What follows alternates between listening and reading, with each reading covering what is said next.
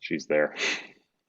I'm Did your here. mic- I don't know how to sleep anymore, so I'm on like, I think night 5 of not sleeping normally.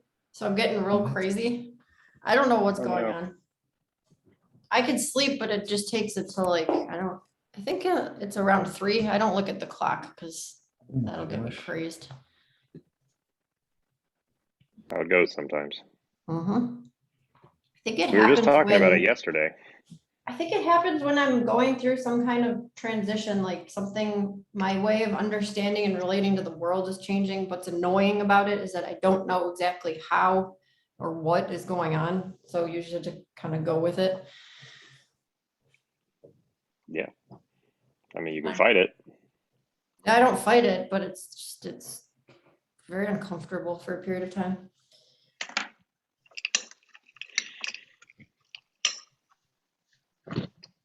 Yeah. So living in the canvas, your attention is drawn into what you're drawing. Yeah. There's probably some meta gameplay thing that comes up with this. Because does audio matter? Yeah. Audio definitely matters. Yeah. Does video matter in this? I feel like it's less critical. Yeah. Like I think webcams off could be fun. I think the only thing it gives you is like a secondary medium to fall back on if like we want to discuss an idea and then we're like all looking at each other, so we don't have to stay in the canvas. But I do agree that like when the focus is in the canvas, it is different. Yeah. Well, it's hard to do more than one thing at a time, basically. I think the camera is nice for like presence, but it definitely becomes less critical. What's our approach with this? So where did we leave off? We were talking about trying to find the constraints on like what we're going to build. And we started running into like visual or like things that would be easier to map out, right? So like we're talking about building a canvas and all of these like sort of operations on this canvas and gameplay techniques and all this other stuff. It'd be easy or easier to like doodle it so that we can talk about it more quickly, so that we don't have to try to simulate with our different mind simulators to different levels of fidelity.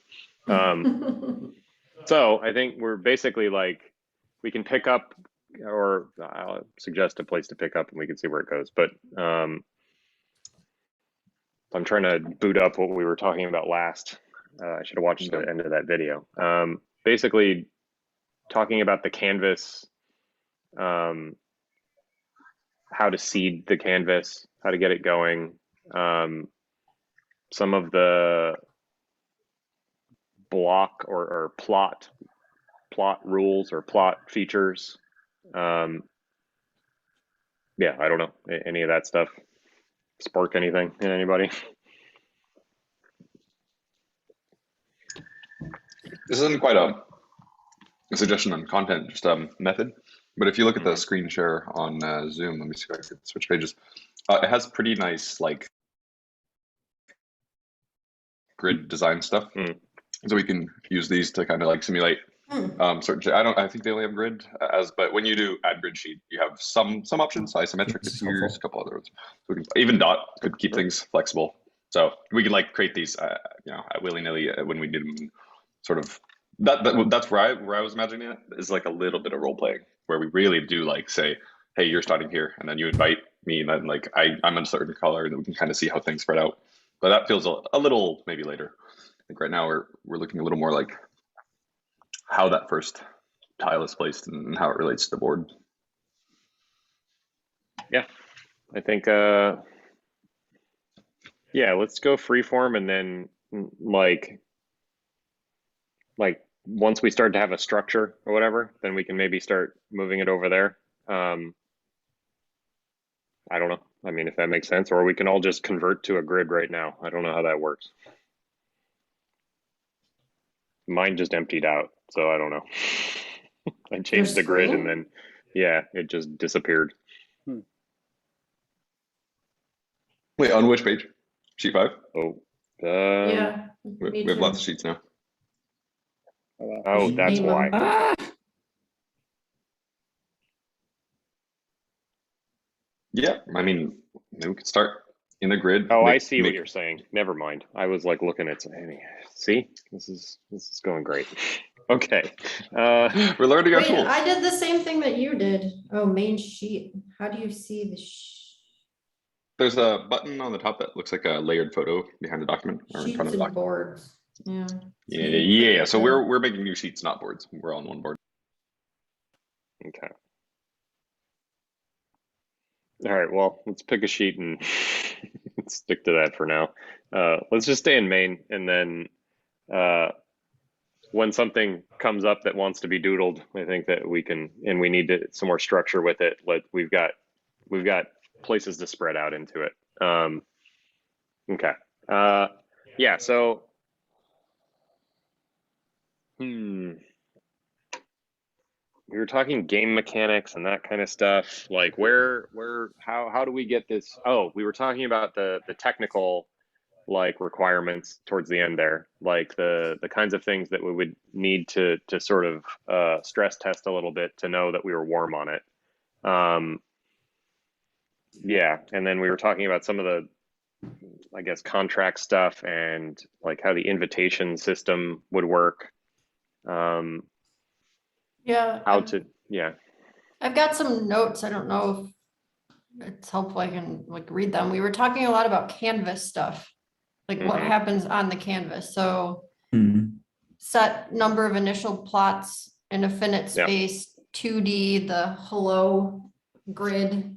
What is the total available surface area? What is the initial seating? How does gameplay begin? Rules for adding new players and blocks, seasonality with new functionality, tile shape. How does gameplay end? Minting NFTs, different phases of play, edge as invite, tokens as invitation, rules of block relationality and usage. We talked a lot about Minesweeper, Scrabble, destructive mechanics versus non-destructive, pre-programming certain blocks to unlock time-limited tool availability, multiplayer view, and locking your plot to help people orient to a fixed block to work from, and then some other things around that. And then lore or metaphors, weather systems, deities. Yeah. That's our thank you. Yeah. There's other stuff around like the prep. So how do we, like Shahruz was talking about, is there async research we could do ahead of time, and then that was sort of one bucket, and then the other one's like, how do we set ourselves up to succeed when we go live in a sync session? But I don't think that really applies to what we're focused on right now. No, I think that first sort of list of canvas and mechanics and weather system and physics. I mean, yeah, we're talking about a game engine effectively. And so we've got a land and we've got some weather, and then what is the simplest expression of those kinds of things that gets you I guess like what the equivalent of like an 8-bit environment is or something. Yeah, so like we can go to full fidelity and then figure out how to compress it down to the smallest structure. So I think that's like a good group practice. If we find ourselves like in the high fidelity, like, and it's starting to feel pretty real, how can we bid it down some? I could use that feedback when I get there. I think we just feel into it. It's just something that we can practice. Like, I think it's mostly like it's a good sort of technique for seeing if there is a simpler or more compressed. We naturally do this, but if we can all sort of pay attention to it, it might make this go a little different. I don't know that we need it, but we'll see. Yeah, I have so the canvas models here like might be a good place to start or get us going. Like, so if you scroll down, John,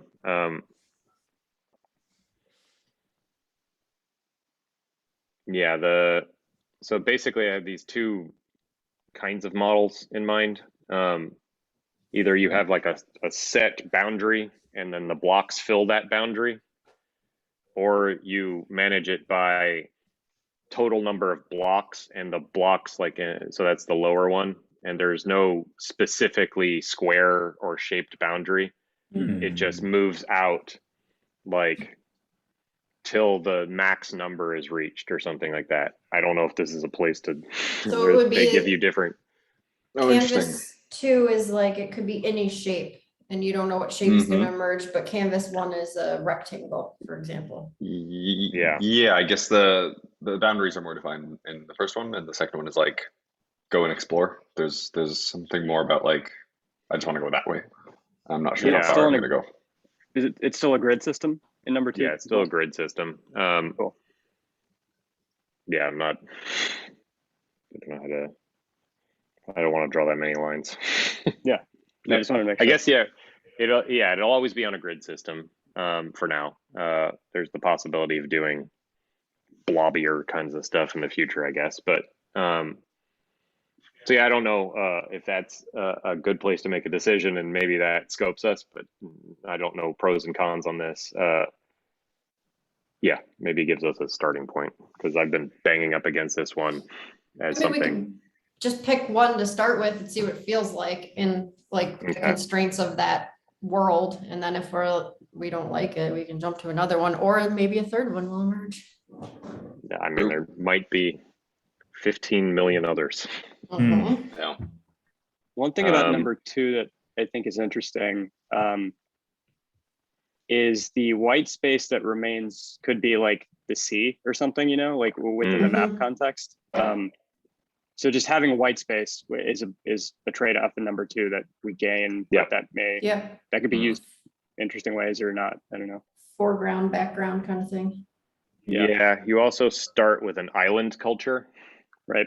And there's the possibility of building bridges, or, you know, filling in some of that negative space with a seasonal dynamic. Yes. You end up with a land bridge. You end up with a one season that is like a nuclear winter, and so ice connects all the stuff. Yeah, I think yes. Yeah, there's something about the edges being foggy and undetermined yet, because like the project in some sense is also that. So it lets us like kick some decisions down the road in that sense. Like, it keeps things quite gives us open. empty space to work with. And generally the community can figure out, like, you know, a weird dynamic that might, you know, I don't know. So yeah, I think that it's a good. So blobby with evolutionary tendencies versus fixed and blocky seems to be. It separates it further from like the $1 million homepage style stuff too. I think that's true. Yeah. There's an implicit not knowing where the boundaries are, I guess. That's not fully true because the land dictates the boundaries, but yeah, I don't know. We'll have to figure out the barrier on that. We can like sort of simulate populating these things. So, I mean, this gets us to seeding. So like, if the whole thing is water, or it's, I mean, we could, is it water? Is it darkness? What is it just empty? Is it void? What is the nature of an empty canvas?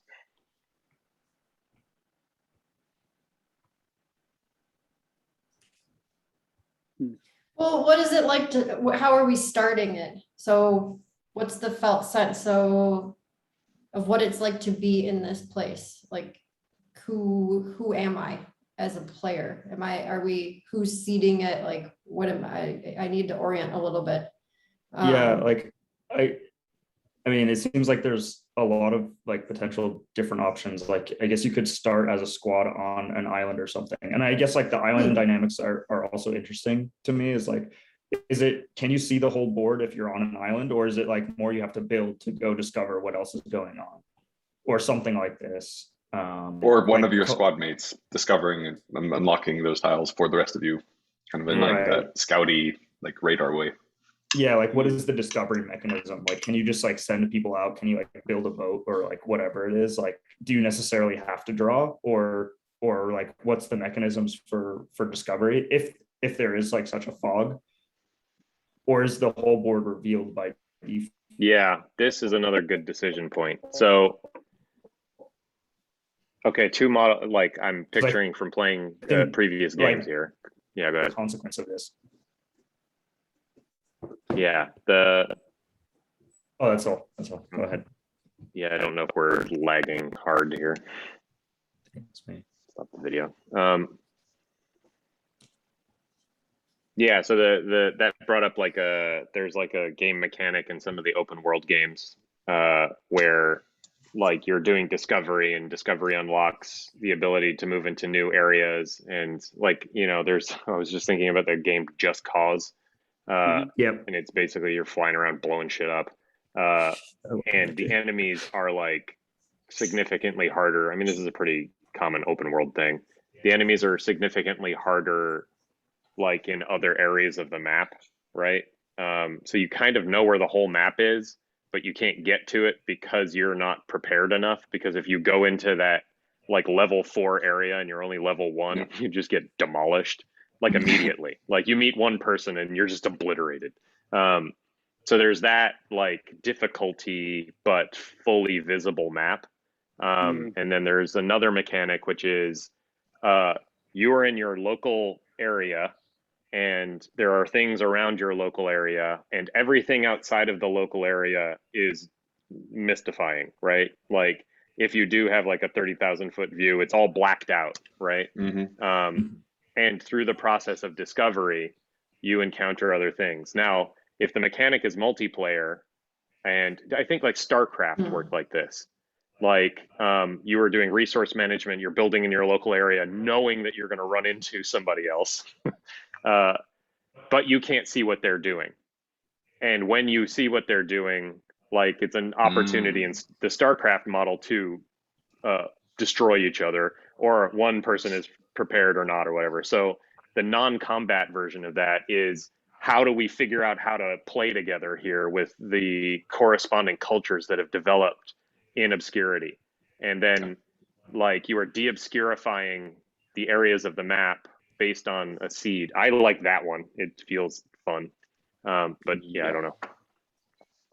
It's sort of like 2+ different things converging towards each other, and in the space where they meet, something new has to be created, because it can't just be like the continuation of one or the other. It's going to be like some hybrid, some response to that like friction.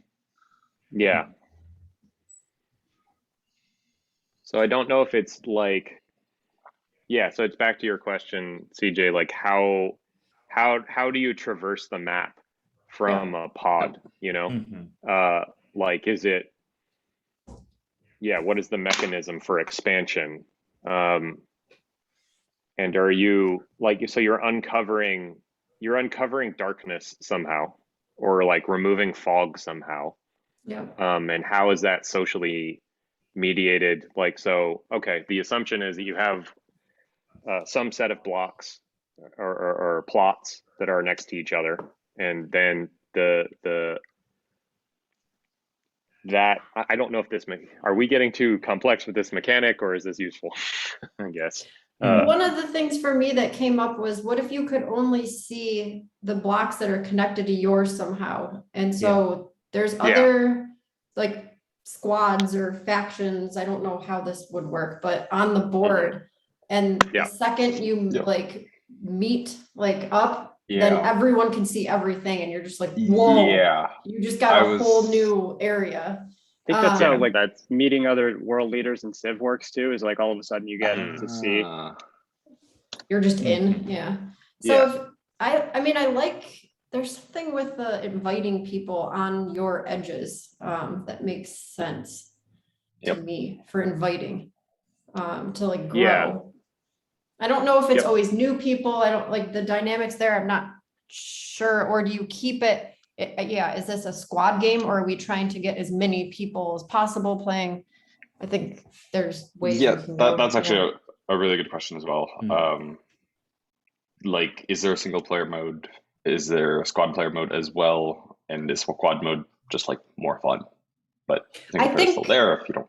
single player to start, like you could drop onto the board, but then you have to invite someone else to help you build out your space. Because the thought of being alone in one of these things, it doesn't feel right to me. Yeah. But, I guess 2 questions that might help me understand a little bit. Is there still one global map, but it's just like super big and you have to scroll a bunch, and then we do some of these fog of war kind of mechanics to like obfuscate the visuals? Or are they separate maps that we're talking about? Same map in my head, but okay. I mean, same so far, but just wanted to leaning towards same. Sure. Yeah. I mean, Cool. maybe And then, there's a longer term gameplay where you're creating like, bridges over into other maps, and that has a whole other dynamic. Yeah. Oh yeah, portals. that's fun. Other question. Go ahead. Sorry, real quick. Are we picturing this on Ethereum or Polygon? Or something else? I think that may affect the speed that we designed for. So I think Polygon speed for at least the like filling in of the map, and then maybe it goes to Ethereum once a season is done. Like it's encoded once the play is like finished. That's cool. And then so that's all locked in, and maybe that is how the value or something, or some financial something can come into the system, some agreement can be made to, I don't know. Something. So like I mean Go ahead, John. Well, yeah, just similar to the draftiness, where while we're on Polygon, transactions are cheap, they create all the things, explore all the things, everything's fast and responsive, and then there's like a significant event when it actually goes off into Ethereum land. But at that point, it's like all downstream. What people do is what people do. I think this is showcasing our pre-publish process. So if it's in alignment with what we've been talking about and how we've been building, then it's probably a game mechanic that makes sense to build now, because we've already been thinking about it. So yeah. For the Ethereum side, like, a snapshot event or end event of a season. So we're picturing like one NFT capture essentially of the entire space. Is that what we're thinking? I think that's up for grabs. Like whatever makes the most sense for the next season of play potentially, or like seeding.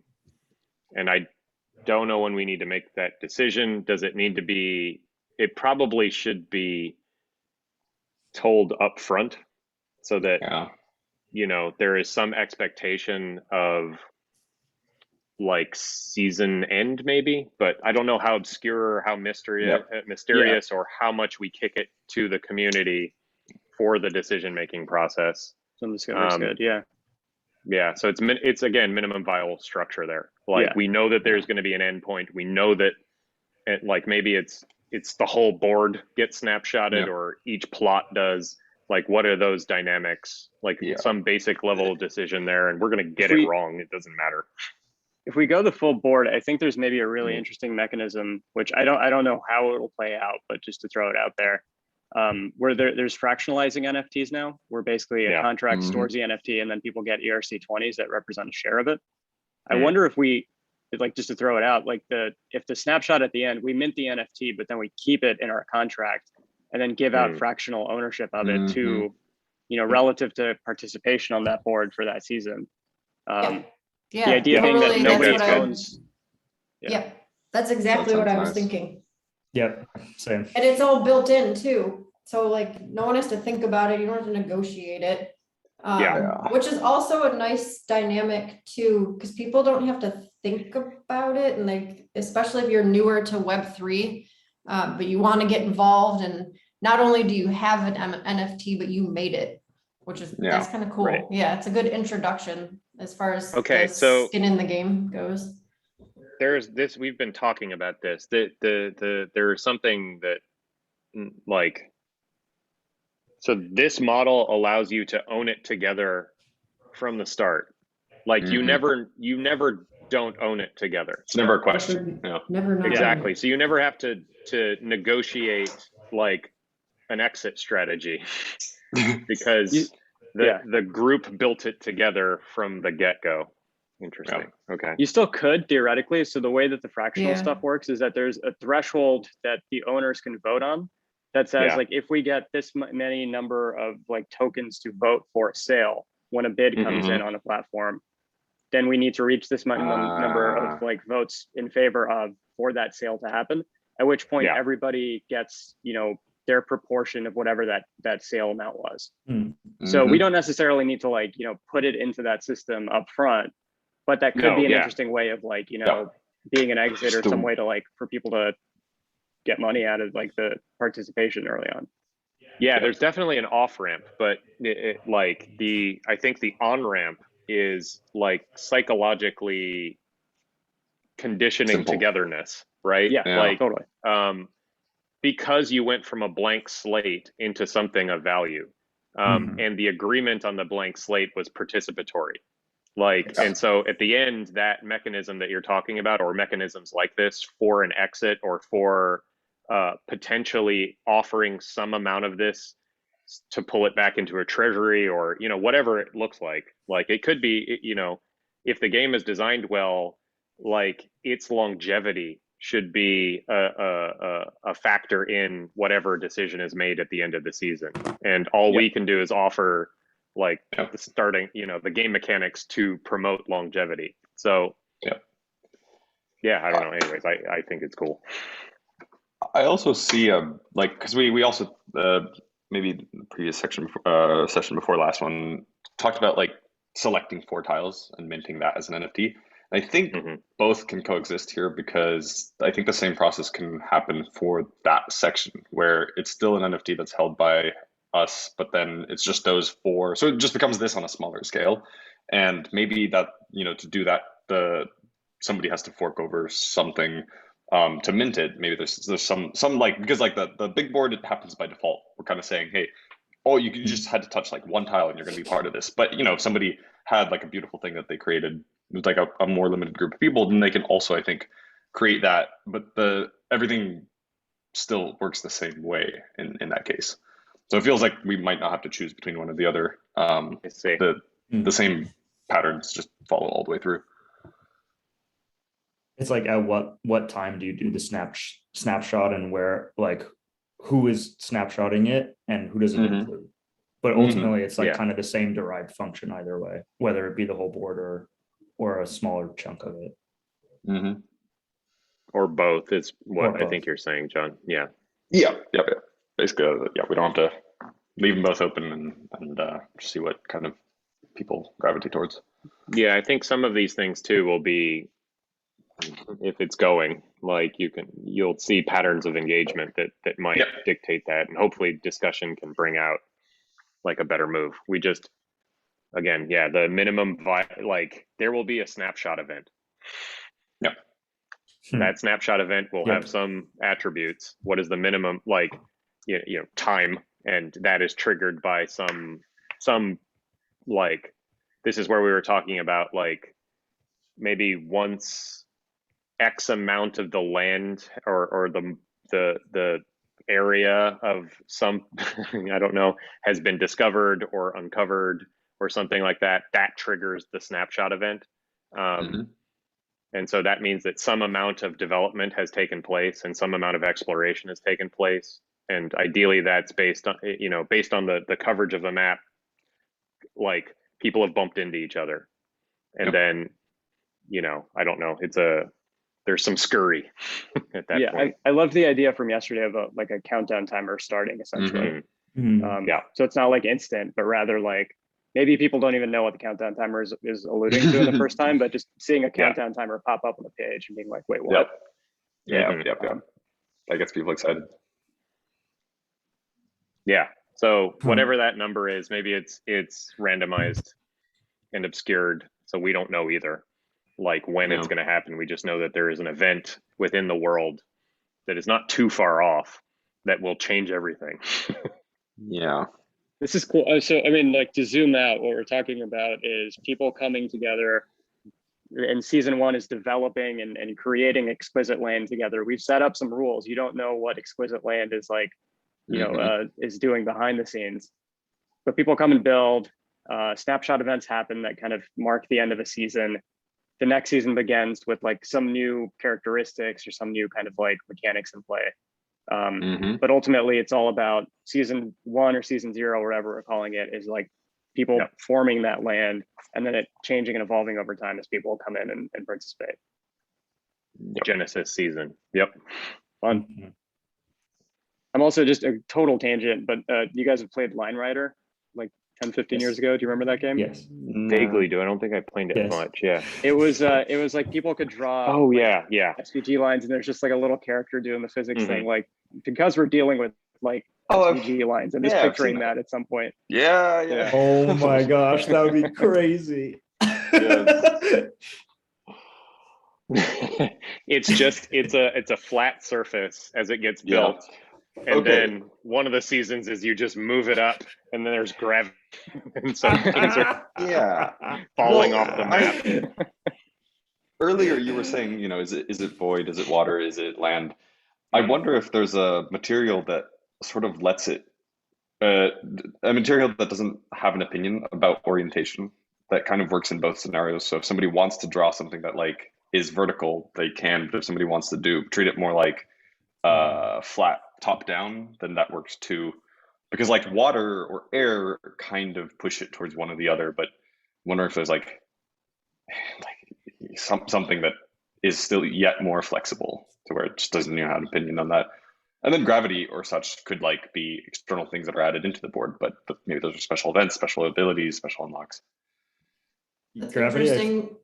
Certain blocks could have certain materials, and they have different like tooling or functionality. Yeah. And the game board is set up ahead of time. You don't really know like where the lines are, and like, so you find them. So it's a kind of a nudge to work in a certain way. Play. Yeah, I mean the constraints on canvas basically, and the canvas has environmental effects. So each plot will inherit like a ecosystem basically. That one I don't know how complex what is like. This one is definitely what is the minimum like set of things that we can.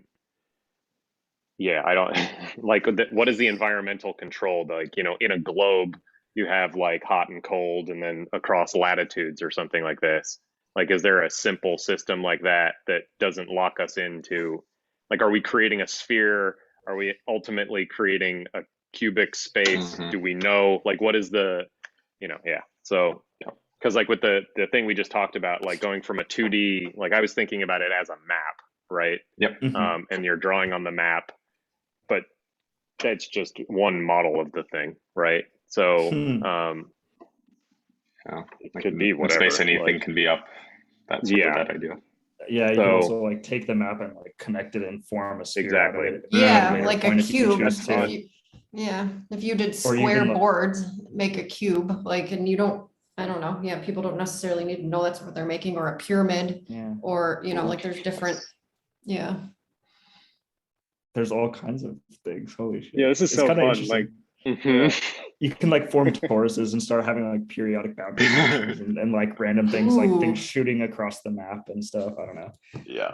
That's interesting. So if you could make different 3D objects, and then there's another board where you put them into spaces, is what you were saying, and there's relationality between the objects then, and there's whole other dynamics of gameplay there. So you could create like gravitational forces, like magnetic forces, repulsion forces, so that there's like sort of a life of how these things relate to each other that is, I don't know, like constantly moving based on some, I don't know, set of laws.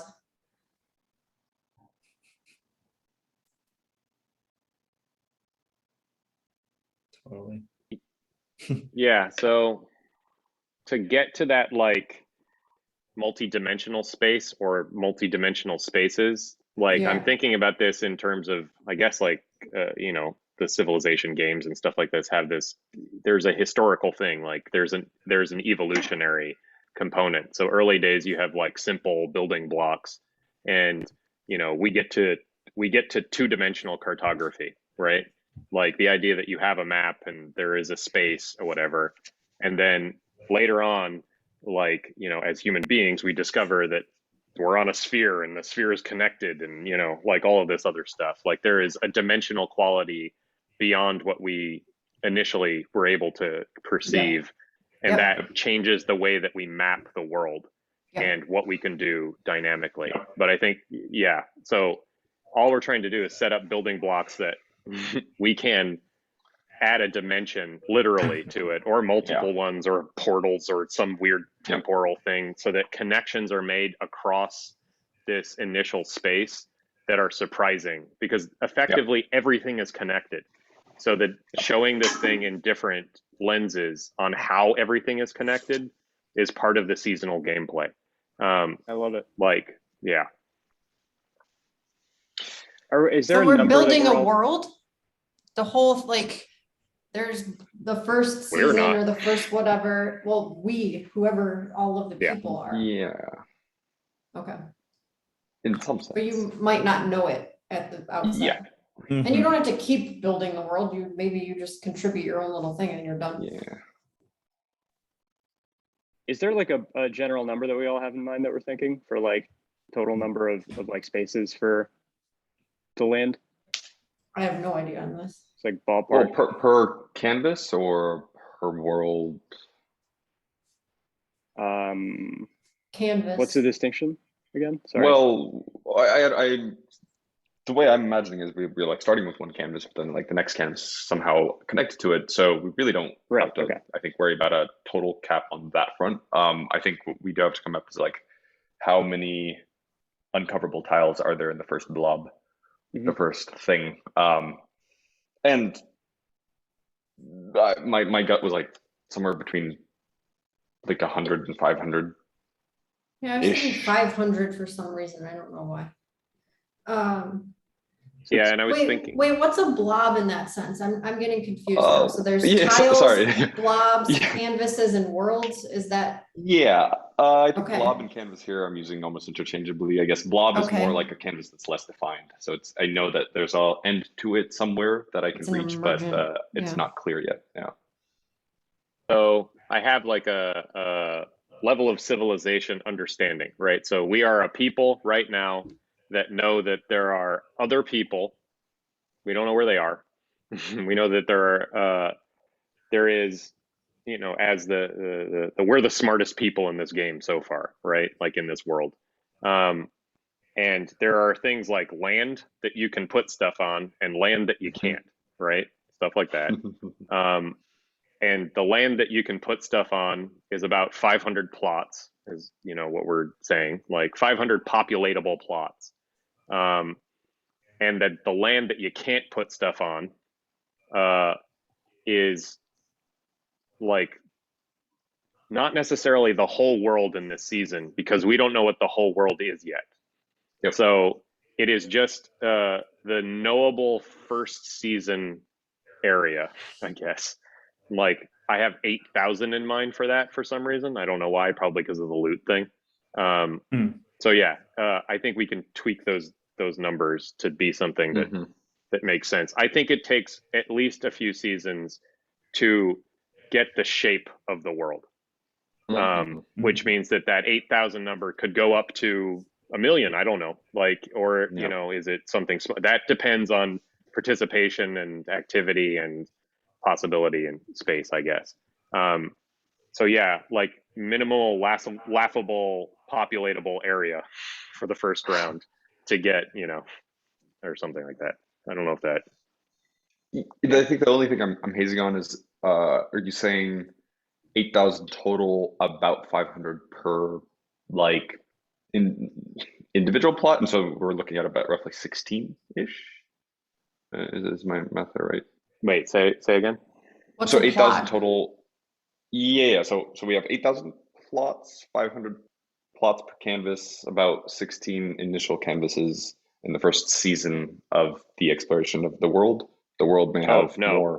Wait. So I'm thinking So wait, is a plot a tile then? Is the same thing? a plot is That's how I Okay. was saying it. Yeah. I'm just gonna Good to write get these this things language down. Yeah, because Yeah. otherwise, like, yeah, your Okay, brain choose one starts word. running with the wrong Yeah, yeah, yeah. metaphor. Okay, Pick a word. so yeah, I look over here. So I think a plot can be a type of tile, like, or we can figure out what we want to call the empty, like, I think canvas is the surface, and that is the general. Yeah, I like that because it's artistic still, and you are painting together, right? Ultimately, tile is up for grabs. Like, I think we can figure. I mean, I'm thinking of tile as the surface area in a square format that makes up the canvas. We could call those blocks. I don't. Yeah, and just the tile thing to start with, one person is allowed to create within a tile or plot or block at a time to start. Like, because we had talked to, like, John and I talked about this a little bit, like, could multiple people work on one block? And we're like, let's not go there maybe in the beginning, but eventually. Yep, that's what I'm feeling as well. Yeah, so the canvas is the whole thing that is getting filled in by tiles, plots, blocks. And blob is probably not the word, but like No, it's just sort of calling that emergent. Yeah, it's that like blobby. As the shape of the canvas takes form, that maybe that's called something, but yeah, that makes sense. And then canvases make up a world. So yeah, that relationship is a world basically like an even bigger canvas, essentially, in which all these canvases are laid out in some way that we've predefined.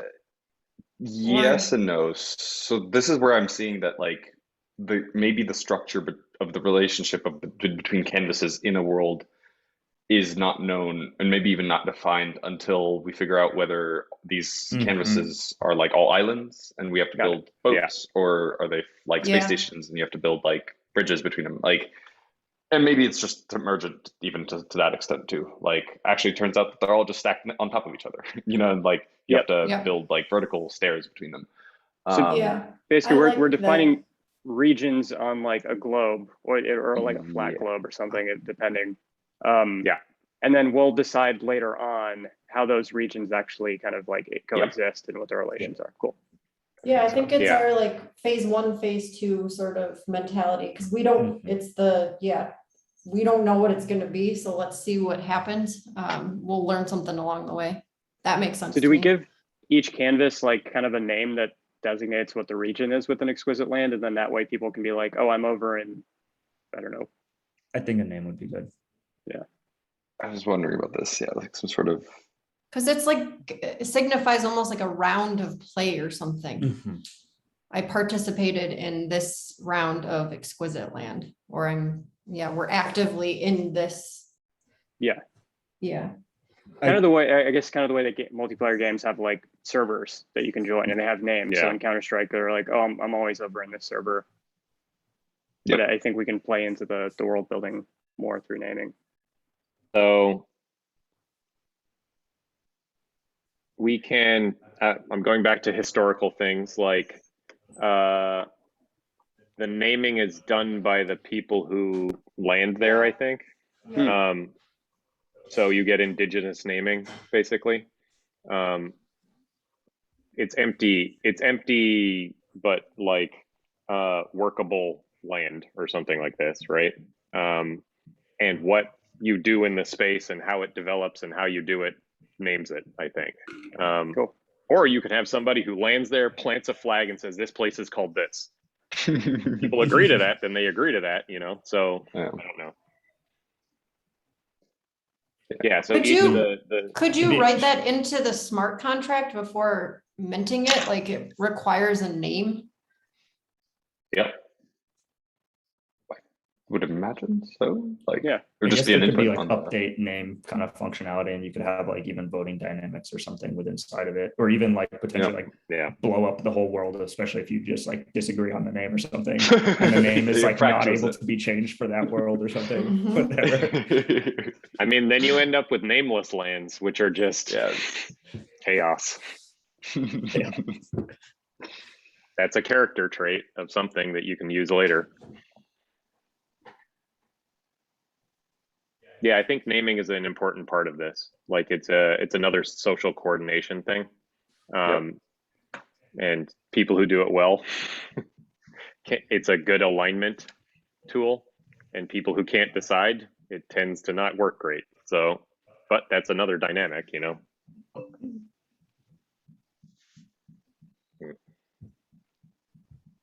Okay, so on quickly back to the like canvases. So I'm the dynamic that I was thinking of is there are plots which are able you're able to do some work on the plot, and then we still need the discovery mechanism for how the plots expand and what they expand into. And are we deciding in advance how the lands are plotted out? Like, so if they're islands or whatever, are we going to run some randomizer thing, or how do we think about that? Does that make sense? What's the first step look like in terms of like landing on the page from the user's perspective? Say that again. Like to build on Dave's question, to try and like come at it from the user's flow kind of perspective, like what is the URL or the page that people land on, and what do they see initially? Like maybe say after the connect wallet kind of function has been done. Do they roll something? I mean, I guess it depends on if they've been invited. Yep. So like if somebody has, so we still need the initial population. Right. Like, so I think that role, and then based on that, like if it's an invitation, then it's probably an invitation to a land, and they see that land. Right. So how do we populate? How do we get the initial founders onto the existing land, assuming, or does that event create land masses? So like the act of going to the world, you're dropped in, it's like you have like a viable land, and then seeds from space come onto the planet, and they spread or something. I don't, some metaphor like that. Did we say 16 lands to start? No. Or 8,000 divided by 500. Yeah. Yeah. So 8,000 divided by 5. Line number 500. 500. Yeah. That is 16. So one thing that we could do, just mechanically, because 16 ends up working out to be a very convenient number for us, is a little bit based on the synthetic loot kind of stuff. 16 is hexadecimal, so we could look at like the first character or the last character, any predetermined character within a user's address, and then say they go to this land. I like that. Yes. You were fated. That's ridiculous. Sure, that makes as much sense as anything. Like it's like that's how life works. Like you get, you have this thing, and your lineage is and you get dropped into, Antarctica. Sorry, bud. You are the zeros. That's fine though. Okay. Like it plays with that loot dynamic too. That like you're on the crappiest arid land or whatever. Hilarious. But Dude, that's so I wonder. I'm better love CJ, that. you wrote 512 and 8192. Is that you, CJ? Yeah, it was just because it's powers of 2. Yeah, and I think that like it'd be pretty simple to upgrade that to that, because I think that does keep things even easier. We still have 16, but then I think scaling works nicer. Potentially can save on gas fees as well by doing shifts. I don't know. It's so good. I love it. EVM supports shifts, but it should be able to be a lot cheaper than multiplication, theoretically. There you go. Okay. Yeah, it's like the if it's in alignment with like some mathematical thing, then it's with the flow of the like material of the universe, right? So that stuff will work better, which means that you can do things that are more expensive mathematically to produce like pain in the ass results if you want, like as a material. Interesting. Use bad math. I'll come up with that math. Based on the architecture we're talking about, all that stuff's happening on Polygon. The only thing that we're talking about doing on Ethereum is manually minting that NFT and then potentially fractionalizing it. So Yeah. That should be cheap. Yeah, and we don't have to put app logic on Ethereum, basically. Right. Mhm. Perfect. Okay, so Sweet. for that mechanic of the minting, like you've got a bunch of people who are bought in, and like covering the gas or whatever could be a communal thing effectively, right? Yeah, I think it should be, yeah. Yeah. Yeah, so that gets you some on-ramp to a treasury and stuff, because you are coordinating the payment of something, and like a minimum amount needs to be reached to cover, you know, the push, or yeah, I don't know. I like that. There's something in there. I don't know what that'll be yet. We don't have to get there now. Okay. Okay, so back to the seeding the land thing. Yeah, we're just in like numbers of like if we talk about one person per like plot, and we've got 500, or what was it, 512? 500, I think. Oh, never mind. Well, Yeah. I guess Here's fine. it matters less for us since we're going to be on Polygon. There's just that powers of two thing, which I do find very satisfying. I think that's But a for all good. intents and purposes, 500. Yeah, I think that keeps it like pretty grokkable.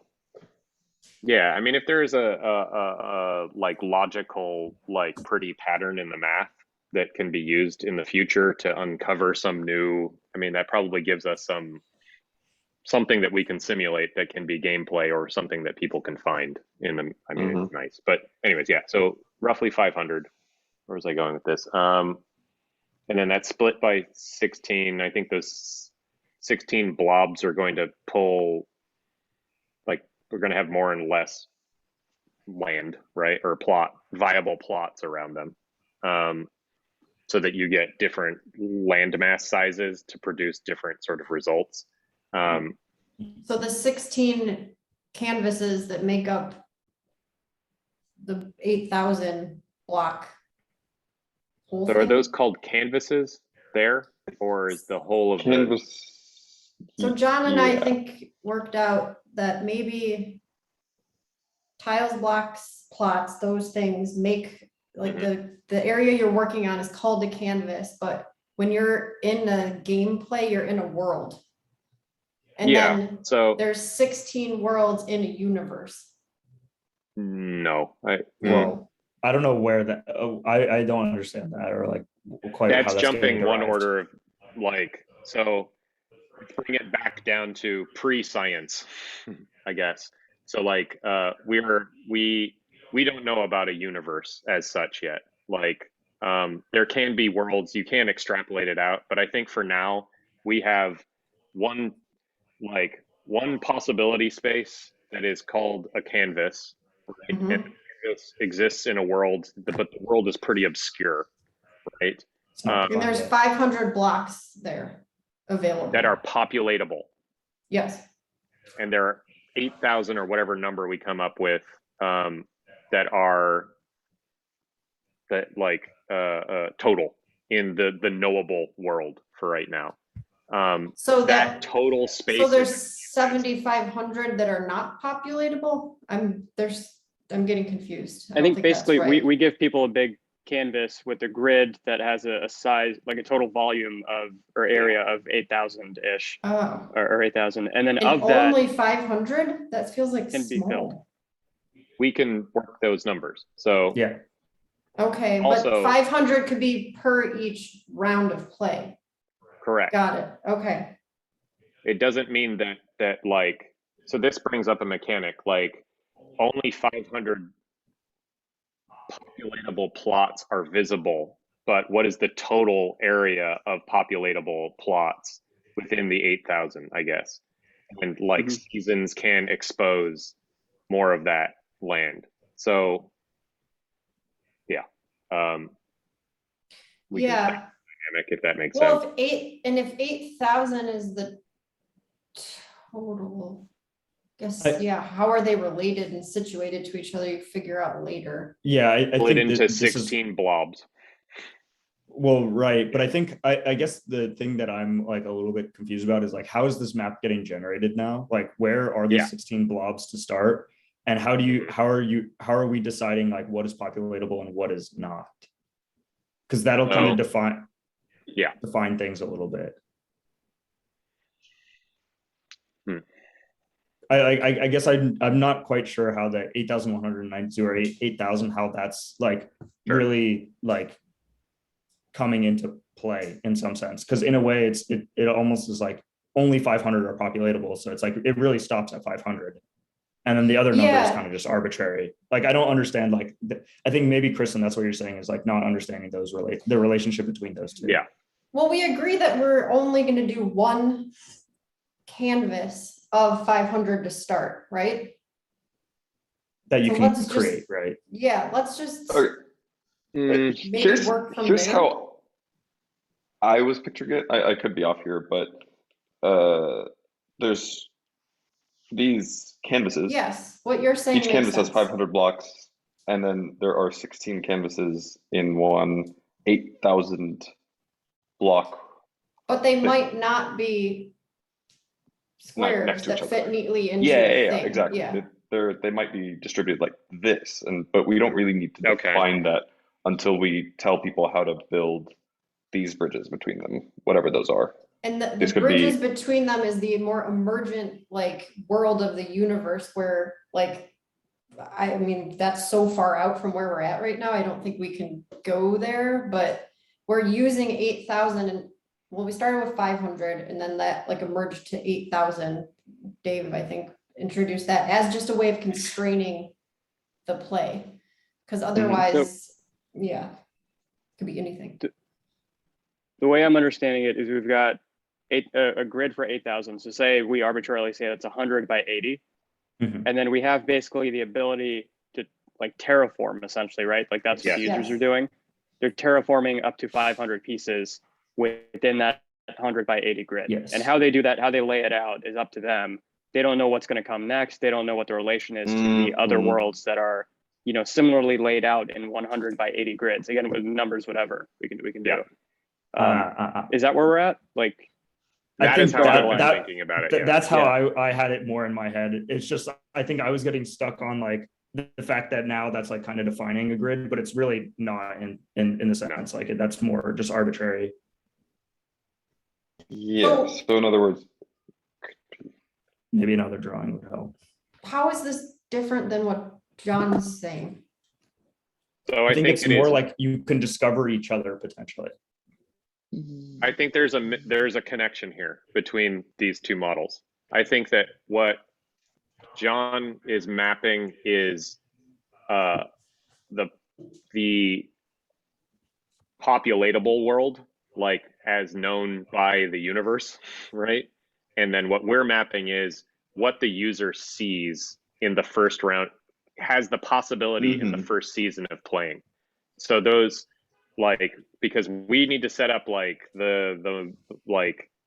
or we need to set up some system that generates something that has a completed sort of worldview after, you know, some amount of play. Like there's a finite space and then something can open up past that finite space, you know, some other discovery or something like that. So in the case of like, so what I'm imagining here is there is a total globe, and in that total globe, there are 16 land masses, and those 16 land masses have, you know, a total of X amount of populatable land. We could call that 8,000, right? In the first round of play, and then maybe there's a bunch of water around that, you know, so that gives you a larger volume. And the water is the non-populatable, and we're not putting any quantity restriction on that. I think that the rounds of play will fill those numbers in. Like we are just putting in placeholders for expansion, so we don't, to know that it's ratioed somehow. We don't know the size or shape either of the entire big thing that is emerging. What we do know is that we're gonna have 16 like unique land masses that may or may not be connected in different ways. and each land Correct. mass is comprised of 500 tiles or blocks or plots. Give or take, like, Yeah. you know, I think Yeah, smaller that's land masses, fine. bigger land mass, you know, you move that around variable wise.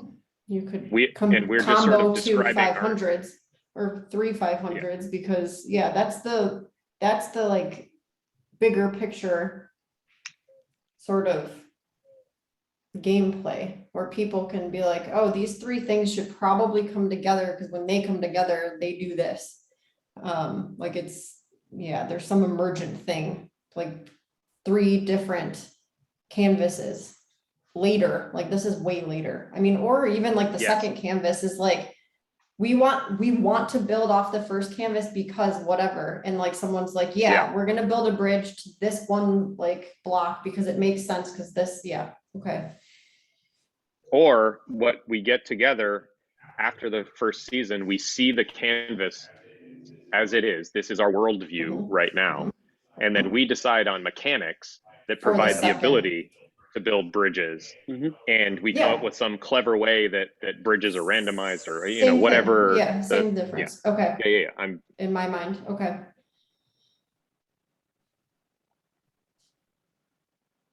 I think like at the core where we started, right, was the exquisite corpse kind of stuff and just letting people like doodle together and build out that stuff. Like if that's still like, I think that there's enough of a draw there. And then all this stuff that we're talking about is like where it starts going from like, oh, this is fun into like, whoa, wait, what is going on? I want to like follow, you know, the development of this stuff. I want to learn about this world. I want to participate with other people.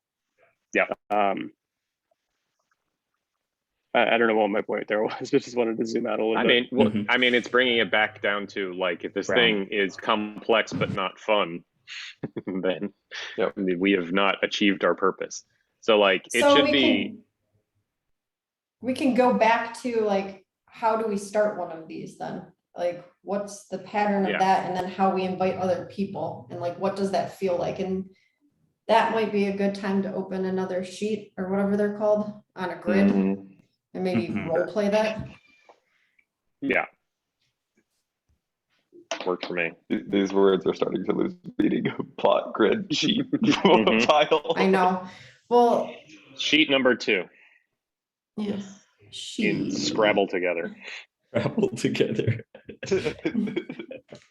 Be right back. I mean, we kind of are scrabbling together with our model.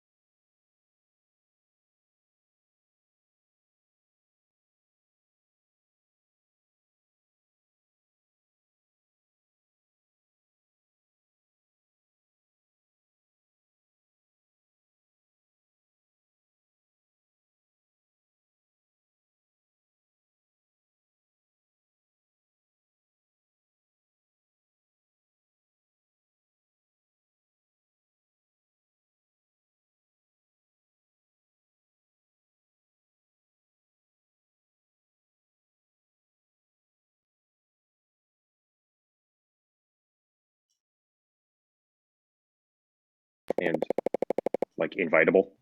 So person. And then you just move outwards until you hit like a boundary condition. Cool. Yeah. Can these be expanded? I think that might be this, or this like something like for the future, basically. That's what I think the future is. Like, so you basically, as you get to the edges of these things, you can see this far out, you know, and then maybe there's one that connects up here that's another land. Somebody's coming from this direction, you know, Mhm. and then you can see it all. Yeah. So,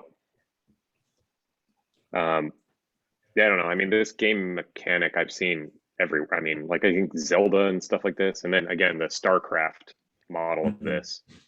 Like even watching videos on how that works, like a speed run of like how a StarCraft map comes together may give us some like a visual feel of that. But yeah, A little bit of so like SimCity as well, where you like yeah, you want to share power with your neighboring city or whatever. You got to Mhm. draw the power lines off the grid that way. Yeah. Then Age of Empires, probably Age of Empires similar. is Like yeah. yeah, that's the one I played the most of those simulators. And then you get the and then the fucking world opens up or whatever, and you can see a whole bunch. Now you have ships and you can go over there. Yeah, I mean, I like the idea that like people will run into these like water or whatever it is, and then in some of these things they draw a boat or a rocket or something like that, and then like or a cannon or something, you know, something Yeah. that will get them out of there or something. I don't know. Like yeah. That's cool. An airport. Like to wait and see what people draw at the end of season 1, and then be like, oh, this person drew like a cannon. Yep. Let's make that functional. So we're gonna put in a I love mechanic that. for like a like a blast teleport type of thing. Super fun. Yeah. And there's like X number of cannons available on a coastline so that you don't just fill the whole thing up with whatever. Who knows? You know, I think that the community can decide that kind of thing. It's basically like, yeah, go ahead. Well, I'm just like, I think it makes sense to put things into 2 buckets, sort of like phase 1, phase 2. Phase 1 is the local.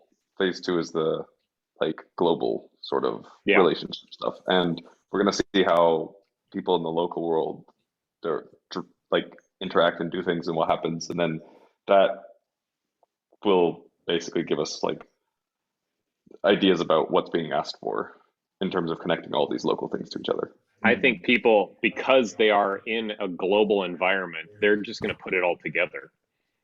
So like, because they can they can collaborate at a global scale before there are global tools available. But we're only giving them local like tooling right now because it's fine. It's a good restriction. Like, you know, then they have to figure out how to be a globalized society. Yeah, and that'll take whatever rounds it takes. Yeah, so this is the like each of these like sort of land masses, I guess. Yeah, so the prescribed like how we actually lay out the whole of the map, like, you know, this is one of 16. That is prescribed. I don't know. Like, so that's what I'm wondering too. I mean, I know there are probably procedurally generated things that we could simulate a universe. Like, do we want to leave that to chance? Do we want to like add our touch to, like, we think this would be a good map? Like, what is the felt sense on that one? I don't know. Like, do we black box it so that we can play along, or do we, I don't know. What intervention? I'll throw out the idea that we could remove some complexity by allowing the users to basically define it and have this be another one of those like between season steps that we do, where we then draw out the borders based on their borders. I was actually thinking something similar, and it almost draws me back to what John had drawn earlier, where now you have like every team is like, you're just dropped into this, and then the shape emerges, and then maybe in the next season, like you put them all, like arrange them on a board, like a bigger board somehow.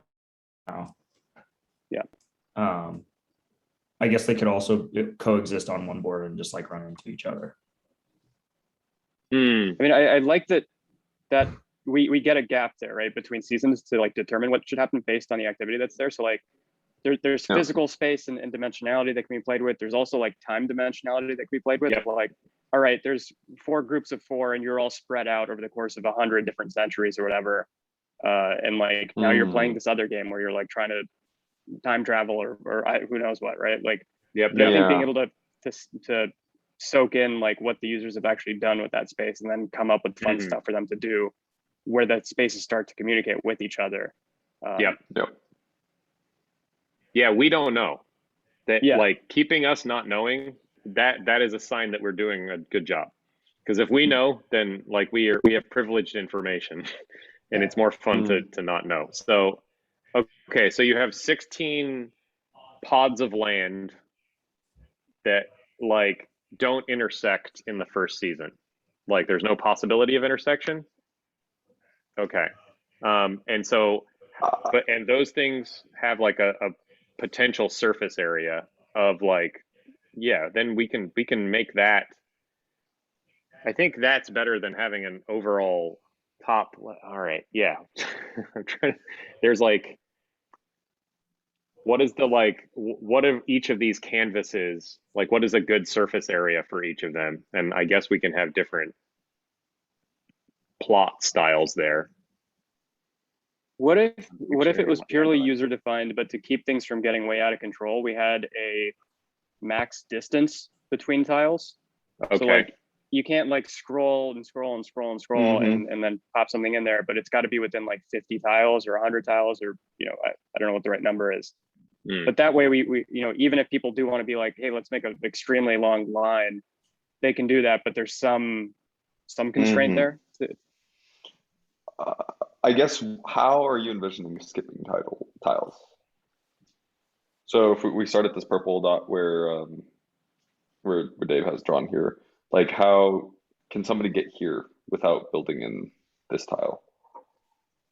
I guess that's a question. Yeah, I was unclear on if had we made it. Yeah, because I think there's, in the case that we can jump, I do agree that it makes sense to constrain that jumping, so that even if somebody just goes straight that way, you end up with like a something that's proportional to if they just went straight that way, and otherwise it's going to be some like balance between those. Hasn't been defined yet then. I think neighbor expansion, like unless you can have multiple seeds on a single land mass, like right, that's yeah, so like how many seeds are there effectively, and like who gets to drop as seed. I mean, another thing we could leave up deterministically to the address of the user. Like get three of the same number letter in a row in your address, and you can drop a seed in or something. I don't know. Interesting. I'm just inspired by the determinism of that kind of thing. Yeah. I mean, it's fun. That's a very good, like a randomness generator, entropy generator. One more thought is that like maybe there could be a distinction between inviting to your neighboring plot and inviting to your canvas, and the canvas drops the canvas invite drops them somewhere near you, but not right next to you. Versus like you want to invite your squad. That's cool. Or you're like super close to be right next to you. Then you get, assuming that we're going to populate all 16. Then all you need to do is have an initial seed on those 16, and then if they invite anybody, it can just plop anywhere. And then it'll be interesting to see, like, do people move together and then build, bigger islands, or do they separate out and try and build, islands of their own? Yeah, it sort of leaves that open to them. But we could probably start to see inter-island connections developing, because in the local environment, islands can connect to each other, and we can see how they do it and like what patterns emerge there. Can people see the whole map, or are we still doing the fogging thing? I think the idea I'm seeing is that you see what's going on in your canvas, but the fog exists beyond your canvas. So and people can until coordinate. It's connected. Yeah. Which is a season gap between those things, right? The connection. Okay. Yeah, like there can be some. How do we connect all this? Are they connected? Are they not? Whatever the next world So Yeah, you we're can just- see everything happening in the world then? I think in your canvas. Yeah, in your canvas, yeah. canvas world, yeah, okay. But people can visualize that however they like, because all of the information is technically available, right? And people will communicate about their individual lands, but there is no like overarching view of that exists outside of what we're dreaming up. So you're never gonna get a view like what we're looking at right now while you're playing. What does it look like to So- play this? Like, what's the UI on? If you have access to this canvas, because you have a plot on it, right? Like the UI is basically a big square like this. It's like Figma. You probably have zoom controls, Okay, 2 pluses. You can only zoom in. Yep. And then like how specific this is, and then like this is the sort of map view, and then probably here you have like your plot, and that has like whatever brushes and paint and stuff, okay, and you can zoom in and zoom out on that, and then you can draw. This is in line with what I You was can imagining. kind of see the stuff here, but you can't work on that. Yep. But you can pan around. So this is the like doodle view. oh, I got it. Which could be like tapping on a square and then it kind of like zooms in or like pulls up a modal kind of thing. Exactly. Cool. And then you get all your tooling there. So whatever that stuff is going to be over time, which we need to figure out. Right now we've got a pencil. I don't know. Yeah, and then so these are effectively the 2 views. Canvas with whatever your local region is that you're a part of based on address, probably. And then specific block. And whether or not we talked about connect wallet. This thing, I don't know what other stuff goes in here. Not a whole probably lot, a timer at some point, up here. Yeah. Like I'm maybe so excited for I guess is any co-presence interesting? Some sort of messaging, Yeah, I think so. like list of other wallets live right now, list of other people editing. Yeah. Just You some could like, maybe see that like the individual block is being worked on, like, yeah, by who? I think we can have like something. Yeah, with here. their address in there, their canvas address.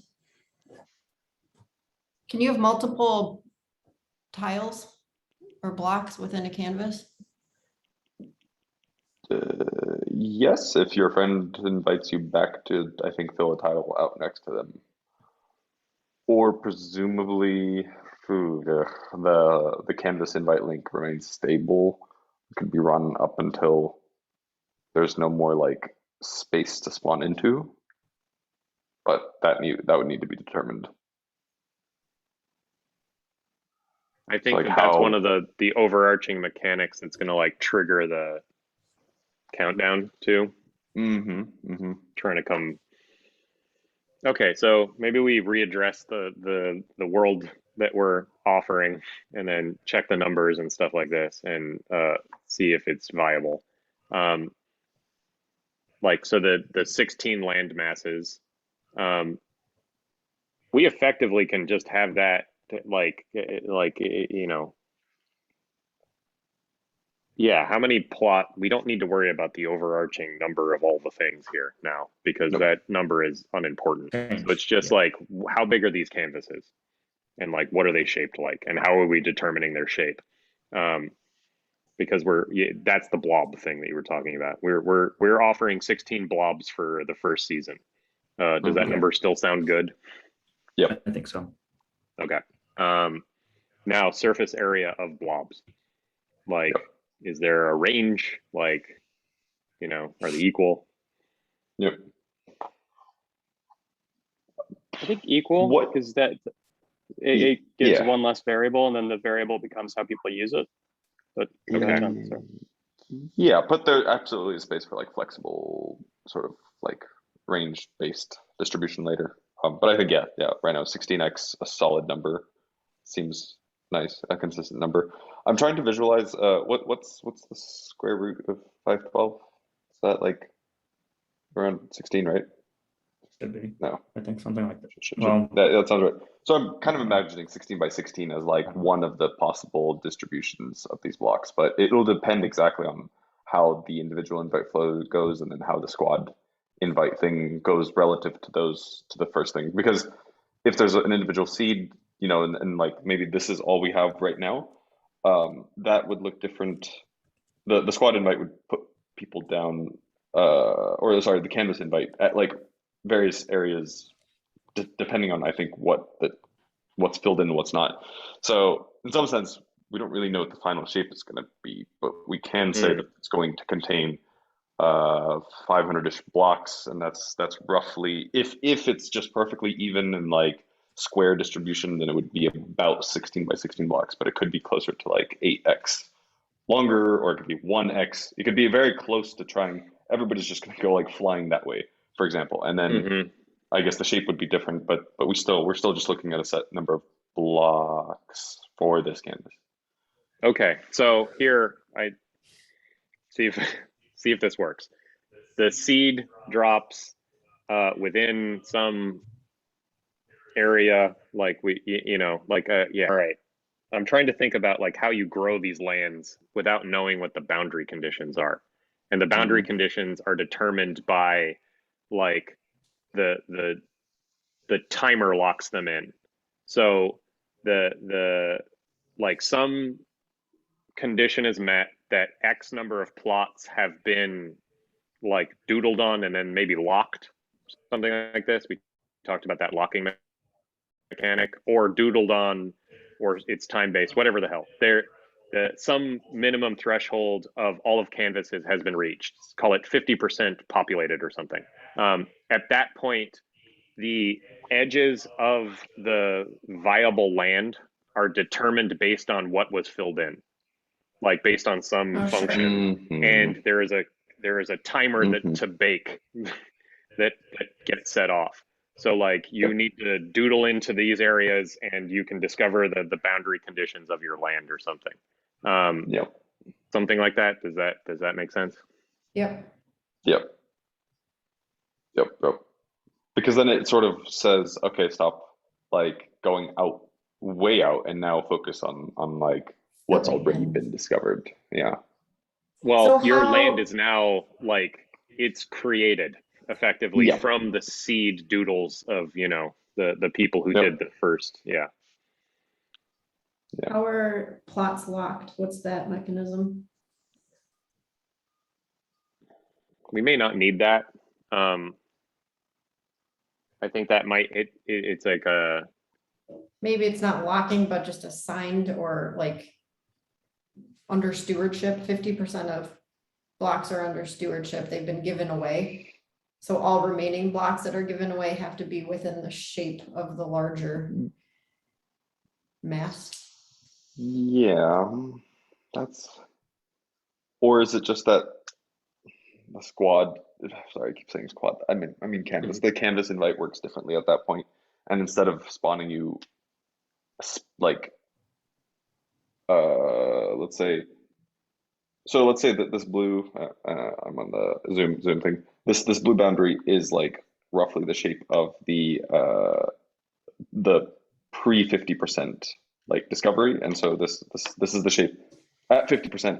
This is where we are. So before the canvas could have the possibility of spawning you out here. No longer does. And now it's going to try and spawn you somewhere in here. I see, an internal spawn. Okay, yeah.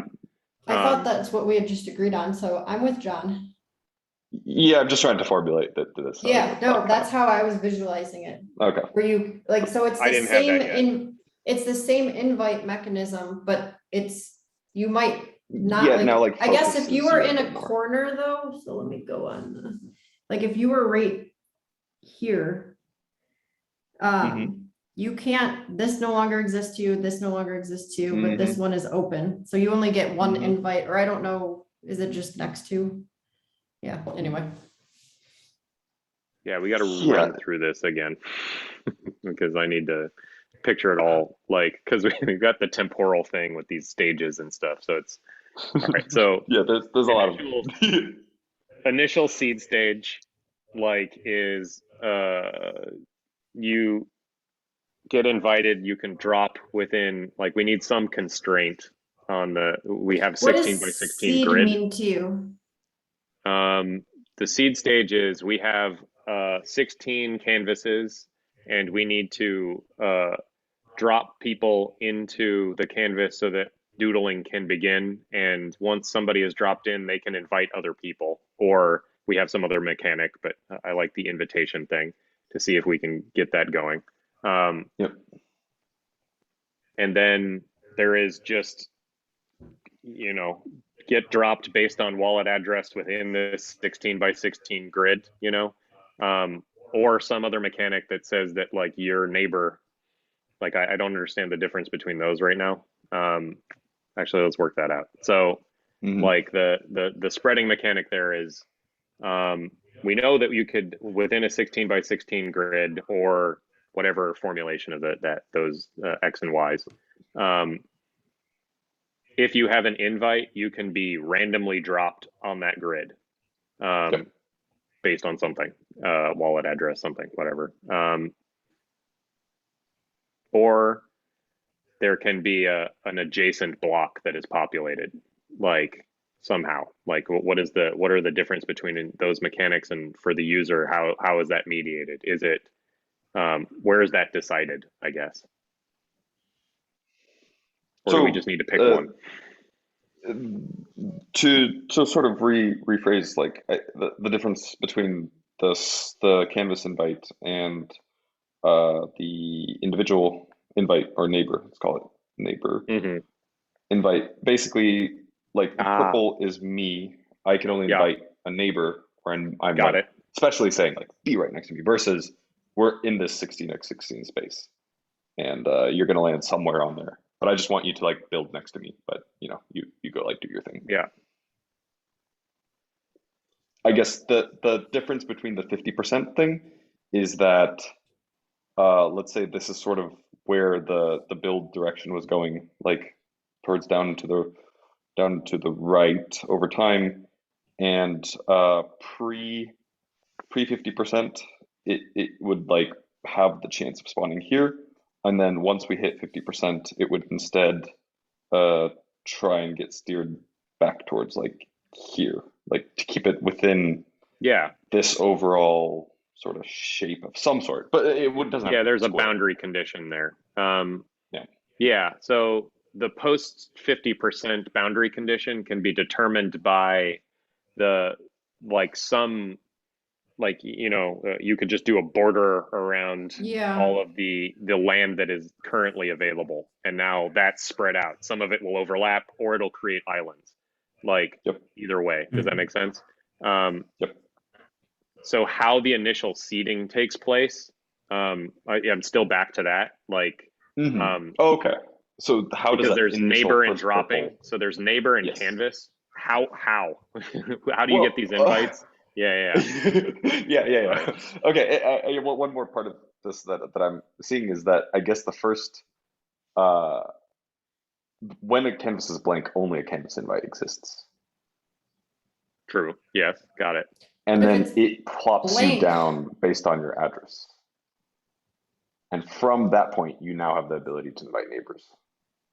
So it's unknown where that initial first seed is going to be, but the seed literally only gives somebody a foothold that was, like, one deterministic seed to in anyway. Where does that first seed come from? Yeah. Is there like the URL? Like, and you mean so is it? So it's going to be some, I guess, like, there's 16 of these. Yeah, it's how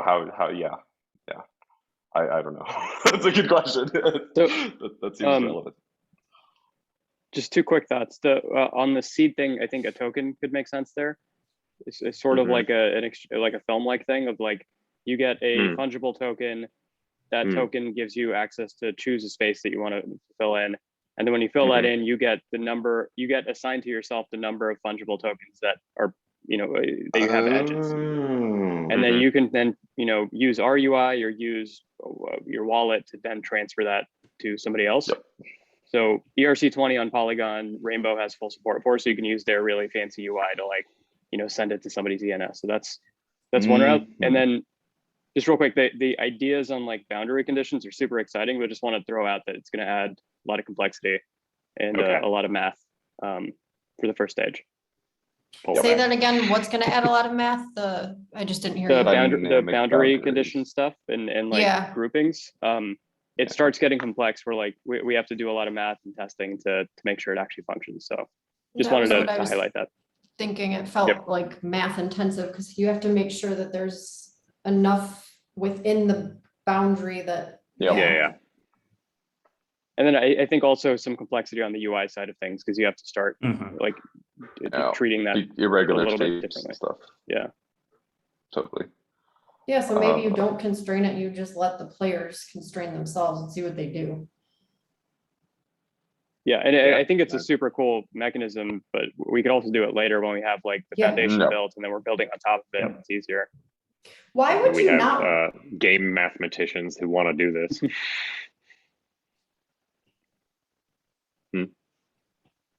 Why would you not want to invite someone to be your neighbor, but just put them on the canvas? That's like a weird, like, so, hey, I'm inviting you to this thing. You're alone somewhere. Have fun. Like versus I want you to draw with me. What's the, like, what's the thing? Like, what's the use case there? It's a way of I guess, in my mind, I'm trying to see how this like socially spreads, and there's 16 initial seeds, but then you still need, or I guess I would hope that there's like ways for things to fracture further so that it's not like very person to person linear, so that there's like still the chance for one invite to get here and like maybe this red thing gets here somehow. So maybe there's not as explicit a relationship between this purple person and the canvas invite. Maybe the canvas invite is sent from like further up chain somewhere, but it just feels like you allow more emergent stuff when you have like more of these random positioned seeds. But that's a mechanic, and that's just like an incentive thing. At the end of the day, I do agree that like to me the invite somebody to be right next to me, and so that we can like build little things right between us sounds much more exciting. I just hope that like there's some way of inviting lots of other people to the space around me to make like emergent things possible. So what if there were multiple seed tokens per canvas? So we have 16 canvases. What if there were say 4 per?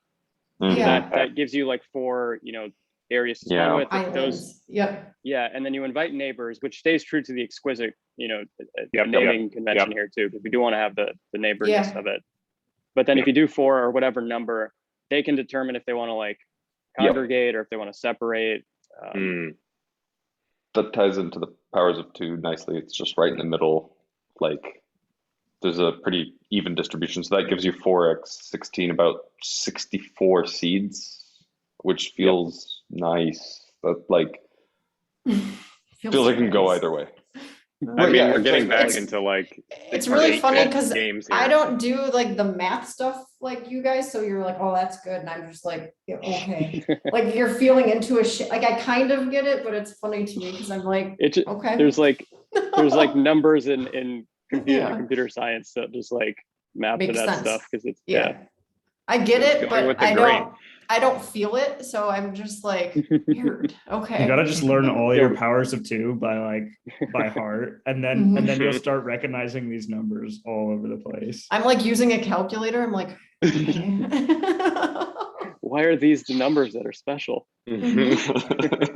How do they make sense? What's going on? What's the 16 by 16? That's where that gets you 512. So it's 22 point something. Yeah, I was feeling like 256. Yeah. So 16 by 32, I think, gives us what we need. in that sense, but we're getting it odd shapes potentially. And we need the middle. That makes more sense. So I mean, is it just like possible that the spawn points are randomized within a certain boundary, and then from there it's like unlimited, basically? That's what I have in my head now. Yeah. So you get 4 seeds, we said, per canvas. They get dropped randomly. These are the people that are going to start gameplay, basically. They can invite their neighbors. Yep. And then, so you could, in theory, then have no more than 4 islands within a canvas, because it's all going to be neighbor spread after that, or yeah. okay. Yes. I think so. And I guess like in the future, we could introduce different types of invites to like maybe people can vote or something. We want another island. So yeah, okay. Yeah. But and maybe that's a player that's already been on the board because they can see it and we're like, we're gonna like drop you off as like another seed. Yeah, okay. Or it requires 2 people to invite somebody together to be able to determine where they go, or Maybe something that's like that. Like that's where we introduce co-ownership or co-stewardship of a block or square. Yeah. In order to form a new seed, you have to play nice with someone, like you're both working the land together. And that might cost something too. Forced collaboration. Well, not forced, but like if we want to spread that way and we're like trying to build something, like someone has a vision for it, we have to do it together. Yeah. Okay. No, I think it's good. The thing that I like about the 4 seeds is that now this first person in this canvas doesn't really get like that special of a thing, like that they're not the full determining factor of how it's graded, but they're just one of 4. And that one of 4 is actually one of 16. So it's like you're or one of 64 total, but like everybody's like flying off into different directions pretty quickly and fairly. Yeah, I was thinking with that too, like potentially, like, can you not invite neighbors until those 4 seeds have been sowed? Like kind of just to like add, good question. To the creation. I don't know. Just kind of I see like effects from both. Yeah, there's right. What creates more variance between all 16? Because I think that's an interesting path, I guess. What, in other words, you're saying which mode causes more like entropy and weird stuff? I think so. In my mind, to get more entropy, I feels like you would say as soon as there is a seed on a board, you can either invite a neighbor or more seeds could be dropped down, because that way, like the first neighbor growth might be like super weird, and that's going to influence how the next seeds behave, versus 4 seeds having to be placed. That's going to push people more towards islands. It feels like. Yeah. Explain that again. So, if it's forced or if it's required that all 4 of these get determined before neighbor invites are allowed, it feels to me like what do you mean by determined? Because when people, so yeah, are all 4 seeds getting initialized at the same? I was envisioning that everyone got dropped at the same time, and you could see on the canvas like where they were in relation to each other. Well, that's what CJ asked. So he's like, okay, do all four spawn seeds have to be determined before you invite a neighbor? Or do they have to be like cleared? Do they have to be given away and assigned and plotted? I wonder if sorry, go ahead, Kristen. So, but when the game starts, this is the game starting, right? So the question is, if 4 people are getting dropped onto the board at the same time to a tile, which has like some address on the canvas, right? Versus 1 at a time. So, go ahead. I think the kind of question that we're asking, based on my understanding, is there's one route that we could go that says all 4 seeds need to be like populated before people can start inviting more neighbors in. Populated, Or meaning there's something, yeah. Yeah. Yep. Yeah. That's a better than determined. Determined was confusing me because determined in my mind is like an address, not your ETH address, but like there's an address within the system where like which block you are. Yeah. So it's either that, or let's say that, you know, the 4 seeds are planted for each canvas, like deterministically, so that they have a spot. Yes. But whoever starts, you know, if somebody gets in early, does seed number 1, starts inviting their friends, and they start building stuff out without waiting for the other 3 seeds to be populated, that's the alternate route. And then my question earlier was just like, which one creates more variance between the 16 canvases that we're going to have at the end? Because that seems more interesting than, you know, a lot of them looking similar. Yeah, actually, because it also allows the chance for like you to say like, we're not going to spend these 3 seeds as well, and just leave it like as one and like be one big island or something. Interesting. Yeah, I mean, my felt sense of getting dropped onto a board, I would want neighbors, because it's supposed to be collaborative, to decide what we're gonna build in the space. Like, how do we want to start this thing versus me sitting down and being like, how do I want to start this thing? And then just coming up with something, which also relates to, is there any lock-in once you've created something and then invited people? Does the content, like, can it change after you've done that? Is there any mechanism there? Because you could just put something in to start it and then invite people in to react to, or it could be blank and then you invite people in and you're like, all right, what do we want to do? Let's see. I think locking each plot after it's been like submitted or saved or whatever. I think that's what I would vote for. Like so yeah, when do you do that? What is that like? Yeah. And how does that relate to the neighbors, I guess, and inviting? I think basically, so the flow would be you have a seed token, right? Yep. And that seed token maps to a specific XY coordinate on a canvas. And so initially we deterministically or randomly plant 4 seed tokens on each canvas. Those seed tokens are distributed. Once a seed token, somebody who has a seed token can connect their wallet, click on like the XY, you know, plot or tile that maps to their seed, fill it out, you know, doodle on it, hit save or submit or whatever the language is. In the process of doing that, they'll save that onto the chain, and then it'll also mint them the number of tokens that they have edges for. So if like their eastward neighbor has already been filled, they're not going to get 4 tokens. They're going to get 3 if they've got north, south, and west or whatever. And each of those tokens is an XY coordinate. So it's not like I have a seed token now, I'm going to go and put it anywhere. Every seed token from Genesis through the invite system has an XY coordinate that it maps to.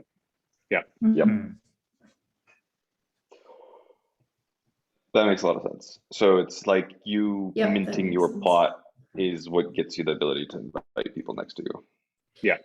And what is scroll down a little, John. Is a neighbor include diagonal? Like, I think in some of our drawings up here, we assumed yes, but I do think it's like a good question because it also affects how things are going to spread out.